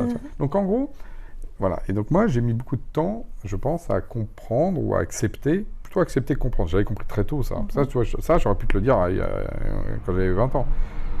Mais je ne voulais pas l'accepter. Maintenant, je fais gaffe parce que je sais qu'en gros, toi, avec toi, là, on va circuler sur les personnages. Je ne sais pas ce qu'on va dire, c'est fait pour. Mais si je suis en réunion business, bah, va falloir que je me limite. Donc, je peux faire des petites incises. Et les gens, tout d'un coup, voient une porte et ils voient un grand couloir et disent « Ah, c'est grand chez vous. » Oui, mais il ne faut pas ouvrir les portes, ça va leur faire peur. C'est peut-être ça aussi, vieillir, c'est accepter le monde tel qu'il est, non pas, tu vois, vouloir le changer tout le temps, tu vois. Et donc, je m'adapte un peu mieux. Donc, pour les gens, du coup, c'est un peu moins pire. Parce qu'avant, vraiment, ça leur créait des fois soit de la colère quand ils n'étaient pas d'accord, soit de l'angoisse quand ils voyaient tout d'un coup des espaces entiers qu'ils n'avaient jamais... ça les déstabilisait, quoi. Bah, imagine, je suis chez Total, on commence à parler d'un système d'information, puis tout d'un coup, on arrive, et puis j'arrive sur l'écologie, et tu vois, je fais un lien entre les deux. Et ben là, tu vois, tout d'un coup, les gens... Ça bug. Parce qu'en fait, tu vois, ils sont là, ils veulent se dire... Non, moi, je suis payé par Total, donc tu comprends, je ne peux pas rentrer là-dedans. Parce que oui, on n'a pas le droit, dans ces endroits-là, de s'autoriser à penser comme on pense quand on est chez soi. Non, mais c'est assez... Ça, les grands groupes sont pour ça terrifiants. On est dans une case, et c'est vrai que tu as un mode de pensée qui est très, qui est très cloîtré, cadré. Et à l'extérieur de l'entreprise, ce sont parfois des personnes totalement différentes. Ah, mais même tu vois, j'en parlais avec quelqu'un récemment, c'est même pire que ça. C'est qu'ils vont devenir différents pour compenser ces personnages qui ne circulent pas. Tu vois, celui qui est ramené à un rôle purement business, marketing pour vendre de la merde à des gens à travers des pubs de merde, tu vas le retrouver le samedi dans une AMAP, tu vois. Et c'est le fameux bobo. Voilà, tu vois, c'est ça. Et là aussi, moi, tu vois, quand je dis ça, il y a une part de moi critique de la société, mais j'incrimine pas l'individu, tu vois, au sens où je considère justement, chacun fait avec ce qu'il a, tu vois, par rapport à ça. Après, tu as certains codes, alors, tout le monde n'a pas la force d'aller contre les codes, donc en général, tu les respectes, enfin, surtout si tu es salarié, tu te fonds dans le code qui est imposé un peu par ton patron. Et c'est vrai que c'est pas forcément évident de montrer le personnage entier que tu es dans tous les cas de figure. Tu es étiqueté, quoi, quel que soit le milieu. Mais ça, tu vois, tu parles du rapport au salarié, même, tu vois, effectivement, c'est tellement difficile d'avoir... En fait, je me rends compte, effectivement, que de ne pas avoir sa part de vérité, les gens, finalement, c'est à leur détriment, mais on est matraqué depuis l'école pour ne pas être dans cette part de vérité. Et ça, c'est, voilà, le fameux « deviens ce que tu es ». Formule qui est d'ailleurs assignée à Nietzsche, mais c'est pas que je fais de la... Je l'ai lu récemment, et c'est pas Nietzsche qui l'a dit, c'est Pandar qui l'a dit. Pandar, d'accord. Voilà, je le dis parce que ça véhicule une fausse idée là-dessus. Une fausse idée, ouais. Marrant. Autre question, alors, tes plus grosses remises en question personnelles. Alors, si tu en avais une là qui te vient comme ça, une grosse remise en question personnelle que tu as pu avoir et qui est diffusable.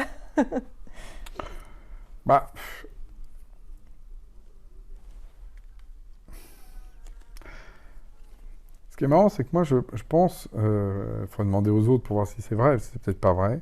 Je ne suis pas un personnage qui d'un coup a une remise en question et change de bifurque complètement de vie. Tu vois, moi j'ai ramifié très tôt sur plein de questions et il y a plein, je passe mon temps à me remettre en question. Après, ça ne veut pas dire que mes remises en question font que j'évolue d'ailleurs, tu vois. Non, tu te poses de temps en temps des questions, tu dis ok, ça va, je suis sur le bon chemin. C'est ça, c'est ça. Et donc, tu vois... Mais tu n'as pas de grosses claques, entre guillemets. Après, si, j'ai eu des grosses claques, tu vois, par exemple, que ce soit mon divorce, tu vois, un changement de vie après une vingtaine de divorces, c'est énorme comme truc, tu vois. C'est un repère, oui. Donc là, il y a eu ça. Ça, c'est mais dans l'entreprise aussi, tu vois, à chaque fois que les boîtes... ma première boîte, une fois que je suis passé en RJ, je me suis dit, OK, j'ai considéré que j'avais failli. C'est une faillite d'ailleurs, mais en fait... Tu as vécu ça comme un échec, quoi, tu te dis... Alors j'ai vécu ça comme un échec, tout à fait, y compris d'ailleurs sur la question financière, parce que du coup, tu vois, après, finalement, j'ai gagné les thunes à la fin, mais effectivement, à un moment donné, j'aurais pu être vraiment un peu plus à l'abri du besoin, tu vois, par rapport à une de mes aspirations, et ça, je suis passé un peu à côté. Et je vois bien, tu vois, on parle de bifurcation de vie, tous ceux qui, à peu près dans les mêmes années, c'est les années 2000, fin des 90-2000, ont réussi à faire un peu de cash-out et sortir du fric à ce moment-là, ils ont eu des trajectoires différentes. Tu vois, parce qu'après, tu peux investir dans les boîtes, prendre plus de temps, etc. Moi, il a fallu que je retourne vraiment au charbon comme tu vois, à la base, à zéro. Tu vois. Donc 2 fois dans ma vie, effectivement, j'ai fait un Erasmus financier complet. Par exemple, ça, c'est hard quand même à vivre. Mais c'est intéressant. En fait, tu vois, c'est pas pour me défausser, mais vraiment, je pense qu'il n'y a pas de crise où tout d'un coup je bifurque complètement. Mais par contre, les gens qui sont autour de moi me voient bifurquer beaucoup. Ouais. Tu vois, et s'ils ne me suivent pas, des fois, ils peuvent effectivement, je bouge, mais quand sur mes valeurs, je n'ai pas bougé depuis, là-dessus, je suis un peu un vieux crocodile là-dessus, je n'ai pas bougé parce que finalement, j'ai des valeurs très, très anciennes, justement, tu vois, des valeurs de progrès social, plutôt ouvertes sur la philosophie, donc tu vois, à partir de là, puis plutôt très éclectique. Tu vois, je m'intéresse autant à la question des religions, alors je suis athée, qu'à la question des philosophies, qu'à la question économique, et des modèles économiques, que la question de la science. Moi, je lis beaucoup sur la science. Enfin, tu vois, on m'avait posé une fois une question, quand est-ce que tu aurais voulu vivre, tu sais? Alors moi, je réponds aujourd'hui, mais je n'ai pas envie de dire dans le futur, dans le passé. Et en fait, si, c'est pas vrai. Il y a une période que j'idéalise, même si elle est... Enfin non, c'est des périodes que j'idéalise, c'est toutes celles où en fait il y a eu justement pas de cloison entre les savoirs. Donc la Rome et la Grèce antique, la Renaissance, l'âge des Lumières, et puis on va dire la période... voilà. Et actuellement, peut-être je me trompe complètement d'ailleurs, peut-être que les gens verront les réseaux sociaux. Tu vois, ça c'est intéressant dans le futur. Ça se trouve, moi aujourd'hui je me vis dans une société très cloisonnée, on l'a dit tout à l'heure. Mais peut-être que ma position, pour moi, tu vois, je parle de tout sur les réseaux sociaux, etc. Puis j'ose prendre la parole. Peut-être que dans un siècle, on dira, ben oui, en 2000, c'est à nouveau une période tu vois, de transversalité parce que tout le monde avait accès au réseau et tout le monde pouvait dire n'importe quoi. Mais ça, j'en ai pas le recul aujourd'hui, tu vois. Donc oui, j'aimerais vivre aussi dans un siècle pour voir si ça, c'est... si je me trompe sur tu vois, l'analyse que j'ai de ma propre situation sociétale. Tu vois. Ouais, ça sera intéressant, hein. Tu nous rediras. Comme je ne suis pas un transhumaniste, c'est pas mon... j'ai peu de chances que je vive au-delà de 2 siècles. Bon. Sauf si on s'occupe de moi. Bah peut-être, on ne sait pas. Alors, autre question. Alors, c'est vrai que ça va, je pense, un peu faire le lien avec tout ce qu'on a dit. C'est, dirais-tu que l'entrepreneuriat, en soi, c'est un parcours initiatique, donc en fait, qui contribue au développement personnel, voire même spirituel? Ah ben, en ce qui me concerne, complètement. Moi, en ce qui me concerne complètement, parce que justement, comme je suis entré là-dedans, pas avec un mode d'emploi. Tu vois, je pense que c'est pas du tout le cas quand tu sors d'une famille d'entrepreneurs ou de businessmen et que tu as fait HEC. C'est exactement l'inverse. Dans ces cas-là, en gros, tu as appris à faire, tu vois, la meilleure façon de faire des murs, et tu as un bon maçon et tu vas à fond les ballons. Et la question, c'est combien tu fais de murs, quoi. Et vas-y, quoi. Plus gros, je ferai l'immeuble et je te la pète, quoi. Et dans ce cas-là, je pense que pour eux, c'est pas un parcours initiatique, je le vois très bien. C'est un parcours au contraire de compétition, je me compare avec l'autre, putain, j'arrive à en faire plus que lui et tout ça. Moi, complètement. Moi, je viens d'une famille où on disait quand même, je le dis, papa, si tu me regardes, enculé de patron quand même. Tu vois, je viens de là, moi. Donc, tu veux, moi, c'est... Moi aussi, donc je comprends. Donc, parcours initiatique complet, y compris familial, parce que mes parents aussi ont bougé sur la série, parce qu'ils m'ont pas vu me transformer en monstre, enfin, je crois pas. Bon, en tout cas, j'espère, voilà. Ils ne t'ont rien dit, en tout cas, jusque-là. Voilà. Et donc, voilà. Donc, tu vois, oui, pour moi, c'est un parcours initiatique complet, quoi. Ouais, ça, c'est clair. Ah, tu t'es beaucoup développé grâce à ça, en fait. Ouais, je me suis développé grâce à ça, et j'ai constitué, du coup, ça a frotté toutes mes idéaux à du réel, à des gens, à des situations, effectivement, et ce de manière multiple, parce que c'est ma 3e boîte, comme je dis. Et la troisième déjà. Alors là, c'est une question piège parce qu'on va encore partir pour 1 heure. Mais, je t'avais dit, c'est vrai, c'est avec moi. Hein, mais c'est, aimerais-tu laisser une trace? Et si oui, laquelle? Oui, celle-là, elle est plus que piège. Je pense que ça, c'est un inavoué, tu vois, la question de la trace. Moi, je pense que quelque part, on laisse comme ça une trace complète. Dans les productions que je peux faire. Et effectivement, moi, j'ai toujours pensé, par contre, que l'entrepreneur ne laisse pas de trace. C'est-à-dire qu'on ne se rappelle pas, et à juste titre, du nom de l'industriel qui a fait la 3e locomotive. Tu vois. Par contre, on se rappelle de l'inventeur de la locomotive et on se rappelle de Prokofiev ou The Cure ou les Rolling Stones. Donc moi, j'ai toujours considéré que si j'avais une trace à laisser, elle est locale avec la famille et les gens qui sont autour de toi, où tu espères qu'ils se rappelleront un peu de toi, mais tu ne sais pas combien de temps, parce que de toute façon, ils auront autre chose à foutre que s'intéresser aux vieux. Mais moi, je passe mon temps à dire, comme disait ma grand-mère, donc je suis dans un respect quand même un peu aux anciens. Je lui prête d'ailleurs plein de choses, voilà. Donc la trace, ça serait locale, côté familial, tu vois, plutôt. Et puis par contre, peut-être plus sur le volet artistique, ou en tout cas production, alors peut-être intellectuel aussi. Tu vois, je pressens souvent que tout ce que je sens, tu vois, de ce rapport philosophique, etc., mériterait que je le mette en écrit, tu vois. Parce que des fois, je me dis, ouais, je vois des philosophes qui écrivent des trucs, mais vraiment imbitables pour être pas compris. Ouais. Et en fait, quand tu creuses leur concept, c'est juste creux comme creux. C'est parfois hors sol aussi. Et c'est totalement hors sol. C'est totalement hors sol. Voilà. Et à partir des philosophes allemands, ça a été de pire en pire. Et donc, il faudrait retrouver une tradition un peu comme celle de Montaigne ou celle, tu vois, de philosophie plutôt sentie. Tu vois, ce que je lis là, c'est un peu dans cet esprit-là. Donc, tu vois, Morisot, qui est un mec que j'ai lu là, qui m'a été recommandé, qui me parle à travers ça. Voilà, moi, la musique aussi, quelque chose que j'ai produit, qui restera je ne sais quoi. Donc, tu vois, c'est plutôt une trace d'intérêt culturel, tu vois, et intellectuel, plutôt que purement industriel, tu vois, sur lequel je considère que c'est c'est quand même assez éphémère tout ça, tu vois, les objets. Oui, tout à fait. Mais même Facebook, dans 500 ans, on n'en parlera plus. Je ne suis pas sûr. Tu crois qu'on en parlera encore dans 500 ans? Ce sera peut-être. C'est-à-dire qu'on gardera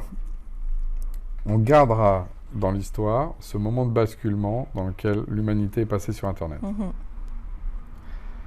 Ça, c'est sûr. Et ensuite, même dans la phrase que je viens de dire, il y a des mots qui vont sortir. Internet va peut-être être remplacé par Facebook. Tu vois, c'est-à-dire qu'à un moment donné, il va y avoir une captation, comme Gutenberg, si tu veux, tu vois. Voilà, Gutenberg, voilà. Bon, c'est un industriel inventeur. Donc, à un moment donné, il va y avoir une captation de ce qu'on va considérer dans longtemps comme étant l'apothéose de l'invention. Et que cette apothéose, elle peut être celle-là, mais peut-être que, peut-être parce que dans 10 ans, va sortir la réalité virtuelle. Et que du coup, on va se projeter là-dedans à un point que l'humanité va vraiment s'endormir là-dedans pour longtemps. Et là, à côté, si tu veux, si tu prends la séquence donc d'Internet, mettons les années 80-90, où ça devient un phénomène qui sort des labos, 2030, je t'ai mis un horizon à 10 ans, bah, franchement, vu de 500 ans, parce que tu m'as amené à 500 ans, so what, quoi. Tu vois, donc on dira, entre Internet ou le nom de la réalité virtuelle, c'est peut-être ça qu'on gardera comme nom. Et qu'on s'en foutra complètement, parce que pour avoir fait Gutenberg, quand tu reprends l'histoire, en fait, cet homme-là, il a fait appel aussi à des gens qui ont fabriqué des plaques. On s'en fout de ces gens-là. On s'en fout, les pauvres biquets. Bon, bah, ces gens qui ont fait les plaques, ils ont travaillé, par exemple, à l'époque, il fallait mettre de l'acide, et donc il fallait travailler autrement, parce que l'acide, c'est pas très bon pour les mains, il fallait l'extraire. Il y a tout un des éléments très concrets qu'il y avait derrière ça. Ça a été complètement oublié. Bon, bah, en gros, là, je viens de te décrire Internet, TCP/IP, on en a parlé tout à l'heure, là, il y avait des problèmes de firewall. On aura complètement oublié. Facebook, qui sera le truc entre les deux, parce que c'était la grande connexion de tout le monde, mais pas encore virtuelle, on s'en foutra complètement. Mais si ce que je dis, c'est pas vrai, c'est-à-dire que l'humanité ne s'endort pas dans 10 ans, dans un grand truc 3D, quelles que soient les raisons, parce que ça ne marche pas, parce que c'est pas prêt, parce que les gens ne veulent pas, parce que... Bah, peut-être sur Facebook, on gardera, ou Internet. Et ça, Tu vois, je ne sais pas. Ouais. Tu vois, mais par contre, ce que je sais, c'est qu'il y a un basculement actuel, et que, par contre, ça, j'en suis, mais alors intimement convaincu, c'est que on a la chance de vivre une mutation sociétale, sociale, technologique et donc philosophique pour moi, mais radicale. Ah ouais, c'est assez fou quand tu Et, regardes l'évolution. Et que ça, j'ai vu, enfin, que c'est un truc que je porte en moi depuis longtemps, et qui au départ était... c'est intéressant aussi. Au début, moi, tu vois, vu qu'on parle de mon histoire, tu vois, le temps long, quand j'ai commencé dans les... Parce que moi, on n'a pas parlé de ça, pourquoi je me suis mis à l'informatique. Hein. À 14 ans, j'ai préféré... je viens de la campagne, j'ai préféré avoir un ordinateur qu'une mobilette. Voilà, tu vois, ça change tout, ça. Tu vois, déjà, oui. Tu vois, oui, tu vois, moi, j'étais déjà dans le télé passe mon travail, mais bon. Enfin, l'inversion complète du rapport, je préfère le numérique, évidemment. Donc, si tu veux, moi, dès cette époque-là, j'étais déjà un prosélyte. Et je disais, ça va changer le monde. Et on me renvoyait un truc simple, c'est genre, bah, tu dis ça parce que t'es informaticien. Je disais, ouais, mais je serais maçon, je dirais pas que les truelles vont changer le monde.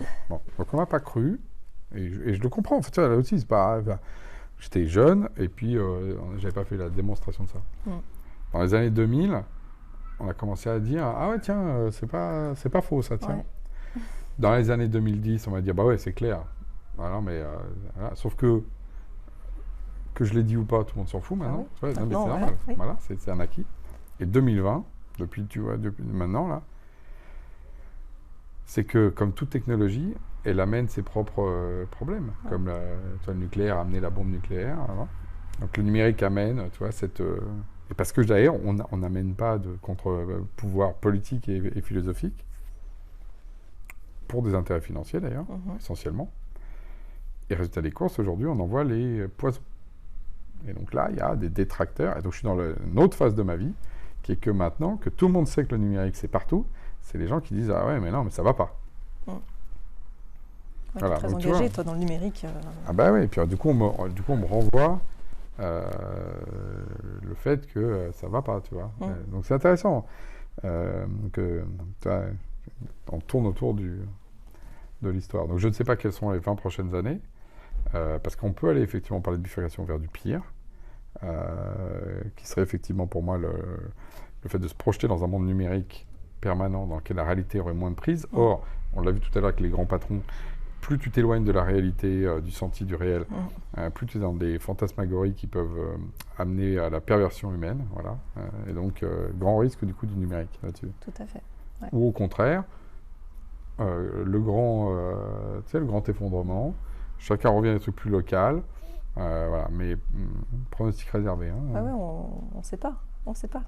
Ça va être la découverte de la suite. Voilà. Ça, en plus, c'est un parcours collectif. Donc, du coup, difficile de savoir comment ça va évoluer. Non, on ne sait pas. On sait pas, mais par contre, on peut à chaque fois contribuer pour dire, moi en tout cas, c'est comme là aujourd'hui, moi je suis un résistant à l'impérialisme américain.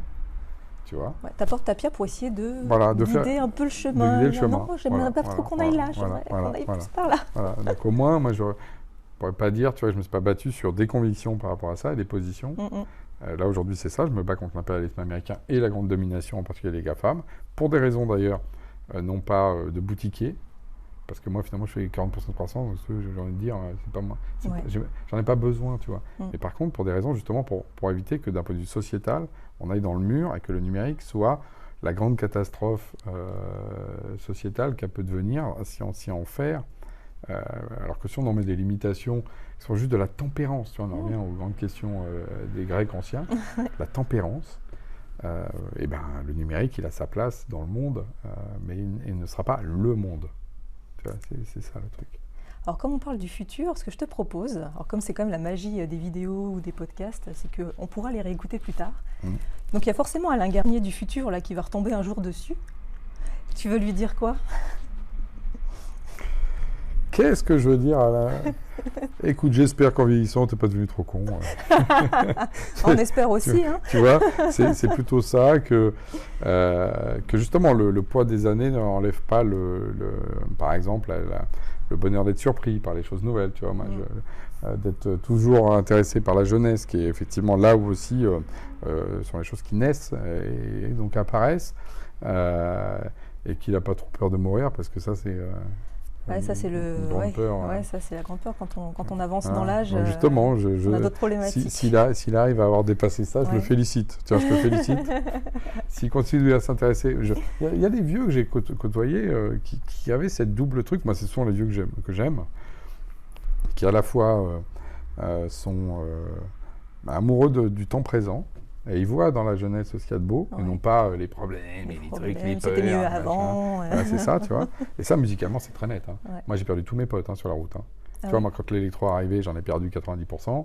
Et quand tu as le rap et l'hip-hop qui est arrivé, tu vois, tu enlèves 90% de 90%. Pratiquement, sauf un groupe très isolé, qui sont des célibes, un peu qui restent des jeunes ados, on va dire des Peter Pan éternels. Tous les autres, ils ont arrêté à un moment donné. Ils ont arrêté d'évoluer avec la musique. Ouais, et moi, je continue. Tu vois, moi, bon, alors je me dis, hein, ça peut m'arriver. C'est pour ça que je ne juge pas, mais je dis juste que. Voilà, donc, qu'on parle à mon personnage du futur. Donc, voir le temps présent dans ce qu'il a de beau et ce qu'il a de créatif et ce qu'il a d'intéressant, et pas justement que les problèmes. Et puis, effectivement, peut-être arriver à ne pas avoir peur de la mort pour être serein et pas justement angoissé, quoi, tu vois. Déjà, voilà. C'est déjà un beau message. Voilà. Comme ça, du coup, on pourra regarder le chemin parcouru avec sérénité, en se disant que voilà, on a essayé au maximum de faire un chemin avec les autres qui était plutôt, tu vois, harmonieux et pour soi et pour les autres, toujours dans cette espèce de... Voilà, c'est ça mon chemin de vie, en tout cas que j'ai tenu jusqu'à la moitié, parce que j'ai 50 ans. Bah ouais. Maintenant, il me reste encore 50 à faire. Donc, plus les révolutions qui vont peut-être te permettre de doubler la mise. Ouais, attends, c'est rien. C'est ça. Ça se trouve, on va congeler ta conscience et on va la réanimer d'ici 1000 ans. Bah, regarde, t'as un truc dans Black Mirror là-dessus. Tout à fait. Où tu sais, je crois que c'est deux nanas d'ailleurs, parce qu'en plus, c'est un couple avec deux nanas qui se retrouvent et en fait... elles sont pas donc congelées, mais elles sont mises sont remises dans un truc numérique et pour l'éternité. Et tout à coup, elles prennent conscience que ce sont que des consciences. Et c'est un épisode de Black Mirror assez... Ouais, je l'ai vu, il est super. De toute façon, Black Mirror, c'est... c'est très... c'est quasiment visionnaire, en fait. Pour certaines choses. C'est même, écoute, en même temps qu'il y avait cette histoire de notation, tu sais, qui est un truc terrible, toi, cette nana là qui tombe en... Et en même temps, tu as le fait que les Chinois mettaient ça pour le crédit. Tu te dis, visionnaire, on y est, hein. tu vois, donc... on y est. Voilà, le futur est déjà aujourd'hui. Ouais. Ça, j'ai toujours cru ça, tu vois. Ça, j'ai toujours cru que le futur, il se construit maintenant, il est présent, voilà. Ça, on ne le voit pas. Et on ne veut pas le voir, on ne veut pas en voir son ampleur. Tu vois. Et ça, donc à partir de là, voilà. Bon. Monsieur Garnier du futur. Oui, Monsieur Garnier du futur, voilà. On compte sur vous pour être serein. Et puis, ça se trouve, vous avez encore 100 ans à vivre. Vous ne le savez même pas. Merci pour ces années en plus. Merci. Alors, bon, je pense qu'on a parlé de beaucoup de sujets, c'est très riche. Alors, tu vois, j'ai des petites cartes plutôt impro. Allez. Donc, tu peux tomber sur des trucs, voilà, tu verras. Alors, t'en tires une au sort, on verra ce que ça donne. Hein. C'est quoi donc? Je vais voir ça. Si tu arrives à me lire. Dis quelque chose de choquant. Ça c'est... Ça c'est dur, ça. Est-ce que moi je suis assez... J'ai du mal à pas... tu vois, autant je peux être très direct dans le côté politique, machin, mais choquant, tu vois... c'est quelque chose qu'on ignore sur toi, généralement, et où les gens seraient un peu sciés d'apprendre, et qu'on puisse dire, évidemment. Ça, c'est marrant. Tu vois, comme moi... je t'ai posé une colle, je suis contente de moi. Mais oui, parce qu'en fait, il y a un truc choquant, les trucs qui me viennent... tu vois, je sais pas, je pourrais te dire que quand j'étais jeune, j'avais un groupe de rock, tu vois, et quand on faisait vraiment des chansons, ça s'appelait les émos, donc pas AUX, et on avait vraiment des paroles, mais... trash. Méga trash, quoi. Tu vois, mais méga trash. Et des trucs que, tu vois... on les passait, on dirait, mais c'était vraiment trash, tu vois, dégueu, justement, anti-bienveillance, quoi, tu vois. Donc, oui, ces paroles-là, tu vois, je pourrais dire un truc choquant. Après, qu'est-ce que je pourrais dire? Tu vois, c'est marrant, hein, ça. Moi, je ne suis pas quelqu'un à dire des trucs choquants, ou en tout cas, j'ai toujours évité ça. Tu vois, justement, dans mon côté d'équilibre dont je parle, je pense que, tu vois, je ne suis pas là pour choquer. Bizarre, hein, tu vois. Là, effectivement, tu me renvoies dans un truc. Je pense que je ne me construis pas comme quelqu'un de choquant, même si des fois, les gens peuvent trouver que j'ai des propos qui peuvent être, non pas choquants, mais qui les heurtent. Ouais. Mais après, c'est juste ta façon d'être qui peut les heurter. C'est ça, voilà. ouais. Ou quand je suis... Ou par exemple, tu vois, je pourrais dire un truc choquant, je considère que... Tiens, si je veux dire un truc choquant politique, tu vois, Ouais, vas-y. je considère, messieurs, mesdames les Français, et en particulier un certain nombre de dirigeants, que nous n'avons pas quitté le régime de Vichy et que nous sommes encore avec des collabos à beaucoup d'étages de prise de décision de notre pays. Voilà. Donc oui, il y a des collabos aujourd'hui qui continuent à être dans le même rapport. Et que ça, je sais que quand je le dis ou quand j'arrive, ça choque les gens. Parce que tout à coup, ils se disent collabo Hitler, là tu reviens au côté. Tu soulèves un pan de l'histoire française. Voilà. Et moi, je pense que la France n'a pas été décolonisée. J'en ai même des preuves, parce que j'ai des potes historiens qui ont bossé là-dessus, dans lequel on s'aperçoit en fait que tout le processus de Vichy a été maintenu, des décideurs dans l'administration, et qu'aujourd'hui, finalement, on a des gens qui sont des collabos avec les puissants. Les puissants, c'est plus les Allemands. D'ailleurs, j'ai écrit l'appel du 18 juin en réécrivant exactement un truc, ouais. Et ben, tu vois, les gens se reconnaîtront. Tous les gens qui disent non, mais tu comprends, les Américains, c'est les plus forts, on peut pas faire autrement, et puis il faut travailler avec eux, même si ça nous en coûte à nous, à notre identité. C'est exactement ce que disait le maréchal Pétain. Voilà, il disait exactement ça. Donc oui, aujourd'hui, il y a plein de collabos. Ouais. Et que ça, tu vois, quand je me suis un peu limé les ongles pour pas le dire, tu vois, et les griffes plutôt, parce que les gens, là, ça les met dans les fureurs, mais je pense que... Fureur, voilà, très bien. Mais parce que je pense on va avoir des commentaires dans la vidéo. Voilà. Mais ça, je pense et je pense que c'est... Et ça, je le pense profondément. Ouais. Et tu vois, il a fallu que je réfléchisse un peu. Ouais, tout à fait, quoi, mais quand même... Moi qui suis plutôt un pro, mais effectivement, des fois... non, mais il y a quelques cols, hein, quand même. Alors, qu'est-ce que je peux te proposer? Parce que, comme l'heure tourne, mine de rien, je vais te proposer au choix. Alors, tu vois, j'ai aussi des questions d'enfants. Oui, les enfants. Et j'ai encore de l'impro. Moi, je préfère un pro, mais... un pro. Je suis un peu enfantin, mais du coup, tu vois, c'est moi mon univers, tu vois. Alors, je suis plus, tu vois... En plus, alors, un pro. Allez, on dirait que c'est la... Oh non, on a fait moi un dessin, tu vois, là, c'est pas compliqué. Je suis un dessinateur... un piètre dessinateur. Mais c'est une catastrophe. C'est-à-dire que, d'ailleurs, les enfants mes propres enfants se moquent de moi. Quand j'essaie de dessiner un mouton... ou un lapin, ils ne reconnaissent pas. Donc j'arrive à faire une maison. Ah oui, c'est à ce point-là. Ah non, je suis une catastrophe ambulante. D'ailleurs, tu vois, par exemple, là, il y a un magnifique pour mon Friday Live. Là, c'est Guillaume qui m'a fait ça. Parce que moi, si je commence à le faire, c'est juste une catastrophe. Non, en dessin, je suis très mauvais à ça. Je ne sais pas d'où vient mais vraiment cette... On ne peut pas être doué pour tout en même temps. Oui, on m'a souvent dit ça, mais là, c'est vraiment limite un handicap, quoi. Okay. Alors, j'ai une solution de rechange. J'ai une solution de rechange parce que quand même, histoire de mettre un petit peu de visuel. Et pareil, j'écrivais très très mal et j'ai même joué avec ça à un point qu'à un moment donné, mais ça, je pense que c'était un truc très adolescent, j'écrivais et les gens ne pouvaient plus me lire. J'ai aussi refusé l'orthographe. À un moment donné, j'ai désappris l'orthographe pour écrire, parce que j'étais militant de l'orthographe, tu sais, sans la les ornements inutiles qu'on a en langue française. Et alors ça m'a beaucoup coûté parce que j'ai désappris, je me suis tapé des tôles en... Tu vois, j'ai eu des trucs du genre, tu vois, à l'école, 20 en dissertation, machin, 20 en dissertation, moins 10 en dictée, donc j'avais 9. Voilà. Okay. Et les profs, on osait me faire ça d'ailleurs. Comme prof de la... Tu vois, ça c'est de la violence sociale. Plutôt que de dire, ce qu'aurait été, à mon avis... ok, bah tiens, Monsieur Garnier, vous êtes, vous avez de l'art de l'invention, mais bon, rentrez un peu dans le code, machin. Ils m'ont plutôt matraqué pour me faire rentrer dans le rang. S'ils pensent qu'ils sont arrivés, oui et non, parce qu'en fait, oui, j'ai fini par réapprendre l'orthographe. Je fais beaucoup de fautes d'ailleurs, du coup, maintenant à cause de ça. Mais j'ai gardé de ça un rapport très négatif à l'éducation. Tu vois, même si mon père était instite et donc était plutôt quelqu'un qui a essayé, je pense, de vraiment éduquer les... je pense que c'était un très bon prof, mon père, mais tu vois, voilà. Tu vois, voilà. Alors tu seras peut-être meilleur en commentaire de dessin. Tu connais le jeu Dixit? Ouais, ça me dit quelque chose. C'est un jeu d'enfant, donc il y a beaucoup de cartes dedans. Et c'est assez génial parce que tu as des dessins. Tiens, il y en a une qui s'est retournée. Donc, ah bah écoute, elle est marrante. Alors ce que je te propose, c'est, alors, on va la montrer à la caméra, puis c'est de la commenter. Qu'est-ce qu'elle t'inspire cette image du coup? Tu l'auras pas dessinée, mais non, peut-être tu vois, j'aurais pas vu dessiner ça.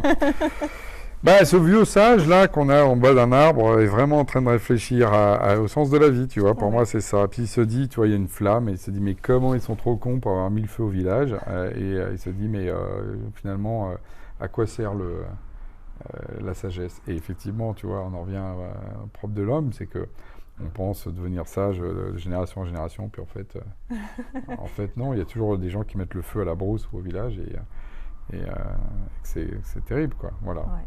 Bah écoute, c'est une bonne. Voilà. Voilà, donc ça, c'était l'image commentée d'Alain. Tu vois.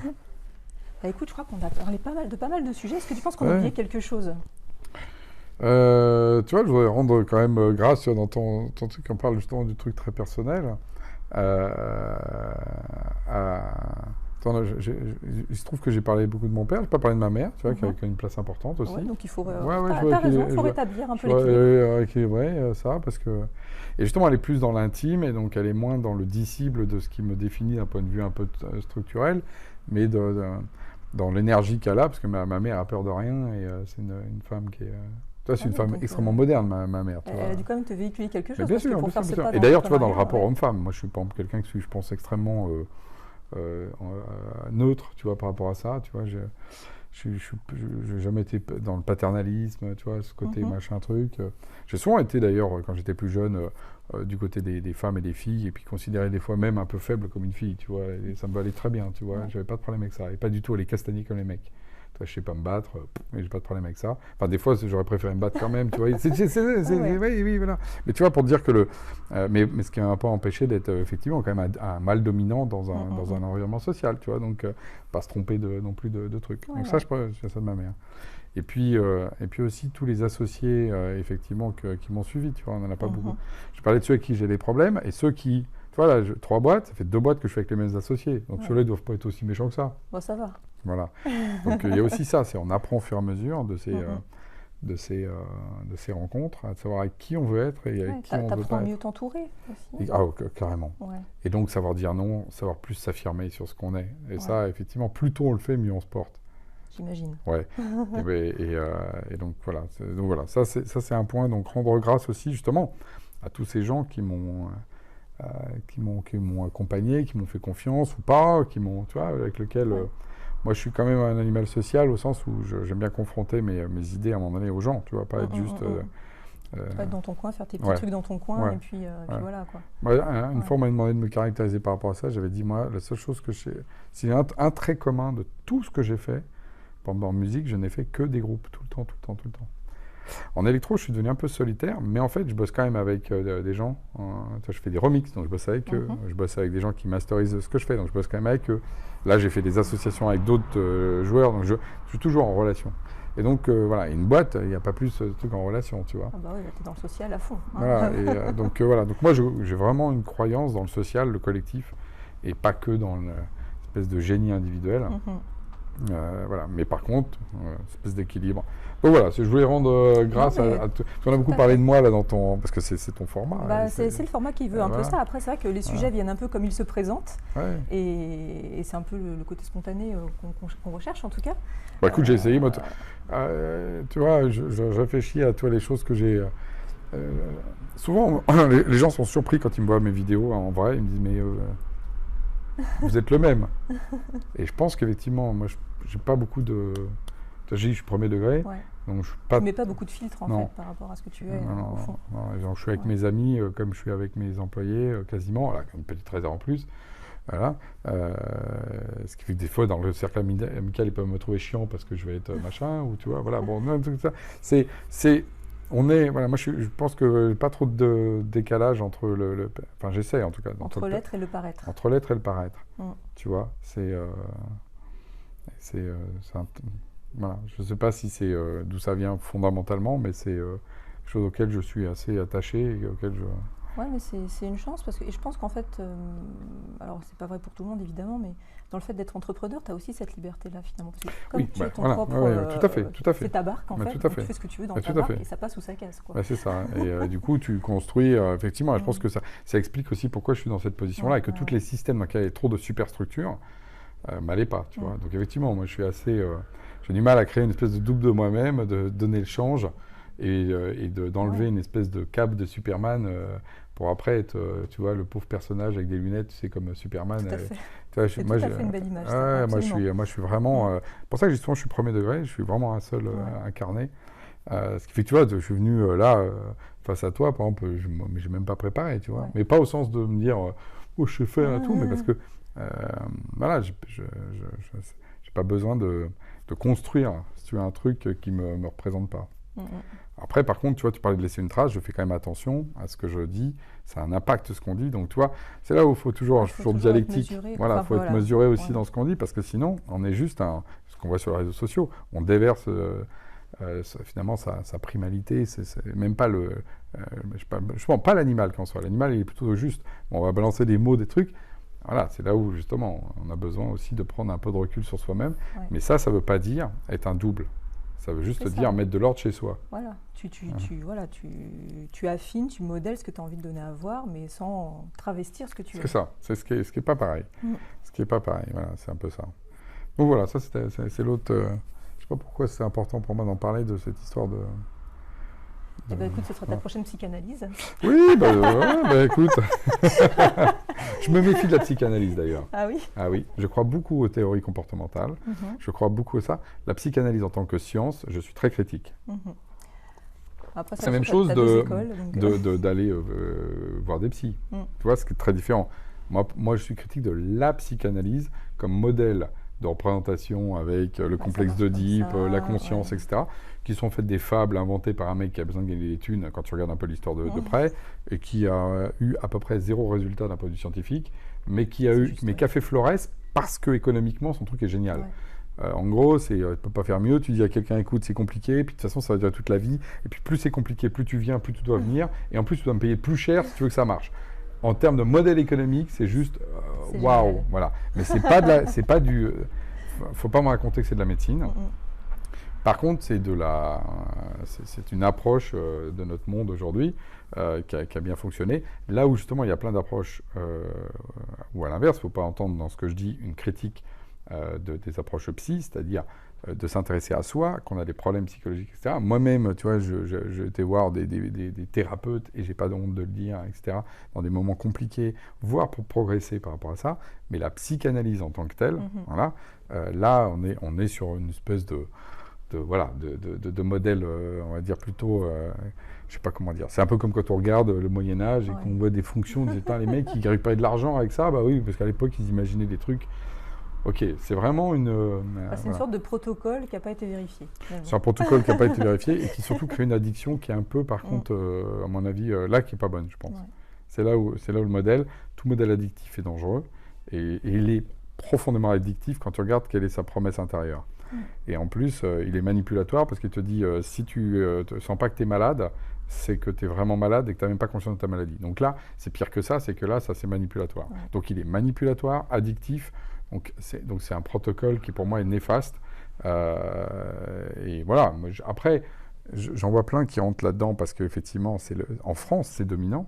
Mais quand tu regardes, tu as plein de pays dans lesquels c'est pas dominant, voire même c'est en régression forte. Et ça laisse pas de place, comme une forêt, à d'autres formes de psyché, de travail là-dessus, qui seraient beaucoup plus intéressants. Et qui ne serait pas manipulatoire, qui ne serait pas justement d'un point de vue fric, parce que c'est asocial aussi, il ne faut pas oublier. C'est que, il faut que tu sois friqué. Il faut que tu sois friqué pour le faire, donc c'est totalement asocial. Donc ça va à l'encontre de mes valeurs. Ça ne rend pas les gens libres, ça s'intéresse aux gens riches, et c'est manipulatoire d'un point de vue, donc c'est mensonger. Des problèmes pour fidéliser le client, on va dire. Voilà, donc ça, tu vois. Mais Dieu sait que là-dessus, c'est pas audible. Hein. Alors, tu vois, si je veux vraiment me prendre toute une tablée... Toute une vague de... Ouais, alors là, j'y vais, tu vois, et là, je me prends du vent, en général. Je le fais quand j'ai envie ou quand j'ai pas envie. Tu vois, c'est aussi ça, tu vois voilà, mais bon, donc non, enfin, là-dessus, je suis assez critique. Bon, voilà, mais... Il y a beaucoup à dire sur ces sujets-là, de toute façon, en général. Ah ouais, non, mais ça, sur le terrain, aujourd'hui, de notre société, de ces addictions, enfin, tu vois...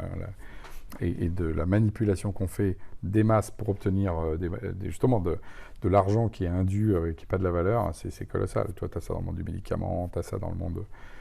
Enfin, on pourrait les égrener, et c'est nos poisons modernes qui font qu'après les gens sont malheureux. Bon, voilà, après après, on s'est construit ça, hein. On se l'est construit, on se l'est accepté. Ouais. Enfin, tu vois, l'ordre des médecins, par exemple, si tu prends la psychanalyse, elle a laissé grandir ça, elle a même construit des écoles qui vont bien, et maintenant elle est coincée. Bon, voilà, allez, allons-y. Et donc, voilà, et puis donc, aller contre ça, vas-y, c'est très difficile, parce qu'en même temps, tu as un tissu économique qui est construit, voire effectivement des malades qui sont dans ce processus-là, et à qui, si tu dis au bout de 10 ans de psychanalyse, écoute, tu as fait un truc qui était juste, tu vois, tu vas pas mieux, oui, bon, attends, faut que je t'explique, en fait, tout ça c'était des conneries, c'est un peu délicat. Oui, donc il y a aussi ça, c'est que sortir d'une crise, tu vois, je te parlais tout à l'heure d'avoir l'honnêteté de sortir d'une crise, bah là, on sent qu'on n'a pas d'honnêteté. Et le monde scientifique en a aucune là-dessus, tu vois, mais bon, après... voilà, ça c'est les exemples typiques de poison de notre société, alors qu'en fait, on aurait besoin de décaler de pas grand-chose. Tu vois, que les gens s'intéressent à leur psyché, c'est essentiel. Tu vois, mais pas en faisant justement un protocole qui est juste... Qui repose sur un ou deux auteurs d'une époque et qu'on déboulonne pas, en fait. Bah non, mais parce qu'il y a trop... C'est limite une Bible. Mais oui, mais pour moi, alors un truc qui est manipulatoire et qui est en plus j'avais appris ça, c'était un truc philosophique du coup de l'éléphant. C'est une fable indienne qui est vachement intéressante. Parce qu'en fait, donc il y a un éléphant qui est autour de la Terre, comme tu le sais. Oui, bien sûr. Voilà. Et si tu me dis, bah non, il n'y a pas d'éléphant, bah, je dis, bah si, il est là, mais je ne le vois pas. Mais c'est normal, parce que l'éléphant est invisible. Bon, voilà, c'est ce qu'on appelle une religion, tu vois. Et voilà, donc la psychanalyse est une religion. Pourquoi ? Parce qu'elle définit un système qui s'auto-définit comme étant le fait que, de toute façon, si tu n'as pas conscience des problèmes que tu as et ton inconscient, c'est que c'est inconscient. Donc elle définit par définition un truc qui est invisible comme mon éléphant. Fin de l'histoire. Voilà. Donc c'est une religion. C'est la définition de religion. Et qui en plus gagne de l'argent. Alors comme par contre, c'est pour ça qu'elle est limite, elle n'est pas sectaire, mais un peu. D'ailleurs, elle se protège comme une secte. Voilà. Quand tu dis ça, là c'est bon, je vais avoir un procès sur le dos. Mais c'est vrai, les fonctionnements sont du même ordre. Comme elle n'est pas par contre excluante, elle exclut juste ta mère, parce que ta mère est le problème de tout dans la psychanalyse, et puis ton père, et puis l'ascendant. Et en oubliant complètement le latéral, alors que beaucoup de problèmes psychologiques, voilà. Il ne faut pas oublier que tonton Freud, on ne l'a pas cité, s'est calqué quand même sur son histoire personnelle, qui est effectivement un complexe d'Oedipe. Quand tu prends l'histoire grecque, les mythes, il y en a, je ne sais pas, à moins une centaine. Et quand tu prends les histoires humaines, ils rentrent dans ces mythes. Donc tonton Freud, il aurait dit, ok, moi je pense que moi j'ai vécu un truc de type oedipien, mais toi tu vas peut-être vivre un truc de type, par exemple, tu vois, je sais pas moi, même Hercule par exemple qui est tout puissant, voilà, ou tu prends la sorcière ou la sirène ou tu sais le miroir où tu te vois toi-même, comment ça s'appelle ouais, tu sais, où tu te vois plus beau que toi-même. Ah oui, oui. Je ne sais plus. Voilà. Bon. Narcisse. Narcisse, voilà. Tout à fait. Tu vois, le mythe de Narcisse, on voit bien qu'il y a des gens qui sont dans un rapport narcissique. Et c'est même d'ailleurs une des... Et quand tu vas dans les trucs psy, ça fait partie. Ça n'a rien à voir avec Oedipe. Rien du tout. Tu peux être narcissique par rapport à un moment dans ta vie qui n'a rien à voir avec Oedipe. Donc voilà. Donc, là, il y a une simplification, un mensonge, et puis une tautologie qui crée cette idée de religion. Voilà, ça c'est bien le... Ouais, ça c'est dommage. C'est dommage. Alors tu vois, quand je disais que j'étais... moi, je circule dans les trucs, par exemple, combien de fois on m'a fait remarquer que j'étais pas légitime à parler de ça ? Je ne suis pas légitime parce que je suis pas scientifique, pas psychanalyste, reste donc à faire de l'informatique. D'accord. Et là, tu dis, dans ces cas-là, tu vas arrêter de voter parce que tu n'es pas non plus un citoyen. Tu vois, voilà. Donc, tu as un avis sur la chloroquine, d'ailleurs ? J'adore ça. J'adore ça parce que j'ai un avis assez personnel qui est que la chloroquine fait émerger, non pas, et ça on le verra, des formes autour du coronavirus en plus ou en moins, mais des formes de fracture dans notre société, de capacité à penser la science et à faire confiance aux institutions. Voilà ce qui se passe.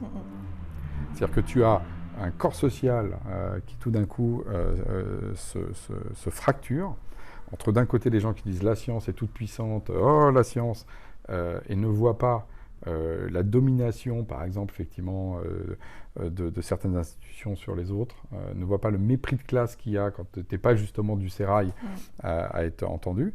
Et puis de l'autre, des adorateurs donc, qui sont représentés par le fameux professeur Raoult, là, qui est les régies de ça, qui du coup font confiance à quelqu'un, indépendamment de justement ces institutions, la science et des preuves qu'ils pourraient apporter, en devenant quasiment dans un mouvement religieux. Voilà. Bon, donc tu as une fracture qui se fait autour de ça, deux mouvements totalement irréconciliables, alors que moi, ce que je trouve intéressant, c'est de montrer cette dynamique-là, qui prouve que notre société est plus capable de définir des troncs communs par rapport à ça, et que ça, c'est très dangereux pour la constitution d'une politique ou d'une démocratie.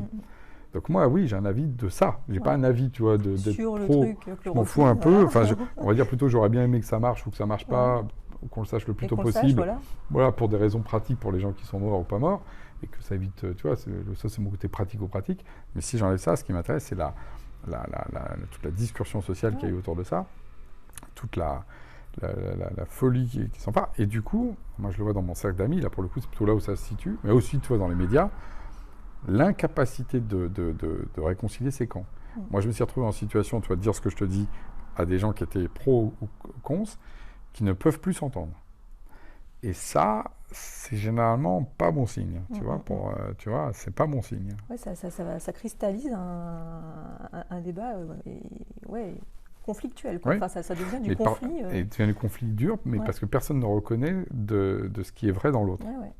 Tu vois, par exemple, les Raouliens, tu vois, qui voient bien qu'effectivement que l'OMS aujourd'hui n'est pas claire, bah, les pro-sciences, eux voient l'OMS comme une espèce de vierge, alors qu'on sait qu'elle est extrêmement inféodée. Et faut pas, la chloroquine étant que le dernier, même à la limite sur lequel ils ont peut-être fait moins les cons, mais si tu prends l'histoire de l'OMS sur les 10 dernières années, elle est très discutable sur plein de décisions qui sont liées aux labos pharmaceutiques. Point. Voilà. Mais ne pas reconnaître ça, c'est d'une certaine manière donner justement de la colère aux gens qui sont au côté Raoult et qui voient ça. Bon. Ça ne fait que cristalliser les... Et de l'autre côté, je veux dire, quand tu vois des pro-Raoult qui disent « mais si, mais là, on n'a pas utilisé le protocole bidule, machin truc », de quelqu'un qui, de ne pas voir dans le professeur Raoult la figure typique du scientifique insupportable, mais moi je suis le plus grand chercheur au monde, mais moi vous savez, mais vous ne pouvez pas comprendre ce que je dis. Bon, quand il dit ça à une journaliste, ok, là pour moi le personnage est discrédité, parce que quelqu'un qui n'est pas capable qui dit mais vous ne pouvez pas comprendre, ne pas se mettre à niveau, mais surtout qui n'accepte pas l'autre dans sa contradiction, et quand il y a contradiction, il dit tu ne peux pas comprendre, tu comprends, tu ne peux pas comprendre. D'ailleurs, je crois que c'est une formule rhétorique bien connue, tu disqualifies la personne ad hominem, en gros, ça le disqualifie lui pour moi, tu vois. Voilà, donc ça, mais ça, tu vois, les pro-Raoult, tu peux plus leur faire comprendre ça, c'est fini, ils ne voient plus ça. Alors que c'est terrifiant. Quand tu fais ça pour eux, moi je l'ai fait avec un pote récemment, mais il a explosé en vol. Je lui ai fait ce que Raoult a fait à la journaliste, je lui ai dit, mais non, tu peux pas me dire ça, parce que tu n'es pas qualifié pour ça, machin truc, et tu peux pas comprendre. Mais il est devenu hystérique. J'ai dit, tu vois, voilà, je viens de te dire ce que dit le personnage que tu célèbres. Donc oui, il y a une problématique maintenant de non-capacité des deux camps à se parler. Moi, souvent, dans les discussions comme ça, je me retrouve à essayer de faire à passer. À faire la passerelle, quoi. Et là, il y a quelque chose d'irrémédiable, de difficile, Et donc, pour moi, généralement, c'est pas bon signe, parce que ça tend les trucs. Ah oui, puis du coup, après, faire du débat fluide, c'est compliqué. Tu peux pas concilier les gens, tu n'as aucun terrain d'entente. Donc, dans ce cas-là, ça veut dire qu'il y a un camp qui doit écraser l'autre. Ouais, c'est ça. Tu n'as plus que ça comme solution, ce qui n'est pas très joli. Moi, je suis pas je pense que tu as compris, je suis pas un belliqueux. Donc, c'est ça. Mais c'est vrai qu'on le retrouve de plus en plus, cette dichotomie de la société. Mais ça vient, tu vois, si tu prends le début de mon analyse, je dis que si tu prends les deux, c'est que tu ne reconnais pas la part de vérité dans l'autre. D'accord ? C'est ça. Voilà. Bon. Tu prends l'histoire des masques. Bon. Quand le gouvernement il dit les masques, les masques, c'est pas important. Très bien. On s'aperçoit après qu'ils ont pris des décisions pour des raisons, mais est-ce qu'à un moment, ils reconnaissent la part de vérité de l'autre ? Non. Donc ça devient violent, c'est tout. Ils auraient dit, nous à l'époque, vous comprenez, on n'allait pas faire paniquer les gens, et on n'avait pas assez de masques, donc on a préféré considérer que c'était ça qu'il fallait passer comme message. Ok. Qui, dans la vie, n'a pas été confronté à des choix cornéliens ? Je veux dire, c'est qu'il n'a pas vécu. Oui, c'est sûr. Bon. Mais nous prendre pour des enfants, ça crée de la violence. Donc c'est parce que tu ne reconnais pas la part de l'autre, tu ne connais pas la partie de la vérité de l'autre. Bon, voilà. Et ça, dans notre société, tu as de plus en plus ça. Et que, tu vois, on en revient par rapport à l'action médiatique, parce que les médias fonctionnent par hystérésie, plus tu es hystérique, plus tu es reconnu. bah, plus en fait les personnages politiques sont obligés de devenir hystériques, sinon ils deviennent invisibles. Donc plus ils sont hystérisés, bah, moins on se comprend et du coup. Mais il faut être clivant en fait pour être entendu aujourd'hui, il faut être clivant. Ouais, et ça pose moi je pense que c'est pas ça qui fait société. Voilà. Non, donc effectivement. C'est pas comme ça que tu fais du collectif, quoi. C'est compliqué. Tu fais 2 collectifs, enfin plusieurs doubles collectifs. C'est pour ça que moi je suis deleuzien. C'est pour ça que tu vois, si tu reviens d'un point de vue politique, l'avenir de tout ça, sinon alors, soit tu vois ça comme un immense affrontement et ça te fait peur. C'est pas du tout ce que je pense. Moi, je crois plutôt micro-sociétés, son mode rhizomique dans lequel les micro-sociétés fonctionnent. Par contre, par lien accepté de petites entreprises, alors au sens pas entreprise, mais aux petites entités à petite entité, et que chacun construit sa propre liberté au milieu de ça. Et c'est ce que j'essaye de faire. Et comme ça, là, il n'y a pas de violence, parce que tu peux t'acoquiner avec des gens. Ceux qui sont loin, ils sont loin ne serait-ce que par relation. Et comme ils ne sont pas dominants, mais c'est parce que tu n'as que des petits trucs, il n'y a pas de conflit, où ils sont locaux. Mais pour ça, il faut casser les gros trucs. C'est pour ça que je suis radicalement contre les empires, contre les monopoles et contre les situations dominantes de masse. Point. Et ça, radicalement. Et je pense que c'est comme ça que l'humanité peut reprendre, à l'échelle globale, un fonctionnement plus apaisé. Parce que quand tu es local, bah, tu arrêtes aussi tu vois, même si tu renverses ton bidon de pétrole, que tu as réussi déjà à sortir de ton gros bidon de pétrole, bah, ça ne fera pas une marée noire. Alors que si tu es au niveau massif, tout de suite, ça fait un cargo qui est le plus gros de la Terre, il tombe, c'est toutes les côtes bretonnes qui sont niquées. Donc ça, ce gigantisme, etc., c'est ça qu'il faut tuer. Et ça tuera en même temps les violences de 2 camps irrémédiables. On n'aurait pas Sanofi d'un côté contre le professeur Raoult de l'autre. On aurait plein de labos pharmaceutiques, machin. Et d'autres scientifiques. Il serait accoquigné avec 3 labos petits qui seraient avec lui, qui auraient peut-être réussi, peut-être pas. Mais justement, localement, il n'y aurait pas eu cette espèce d'affrontement général entre l'OMS, le gros machin, le Sanofi, l'autre gros machin, le gouvernement. Donc voilà, moi, ça c'est vraiment mon approche radicale de changement. Si j'avais qu'une mesure en tant que président, tu sais que je suis président, ce serait de dire, bon, sur les entreprises n'ont pas le droit de faire plus de 1000 personnes, 10 000 personnes. Point. Une seule mesure. Tout le reste. Parce qu'à partir de là, tu casses tout. Au niveau mondial, il n'y a pas une boîte qui peut faire plus de 1000 personnes. C'est comme ça. Il n'y a pas d'hégémonie. Il n'y a plus d'hégémonie, il n'y a plus de machin, il n'y a plus d'empire. Voilà. Donc, voilà. Donc, en tout cas, merci Alain d'être prêté au jeu. Merci à toi. Donc, tu vois, c'est très riche. Hein. Donc, que je découpe, je ne sais comment. Je vais m'aventurer. C'est mon problème finalement.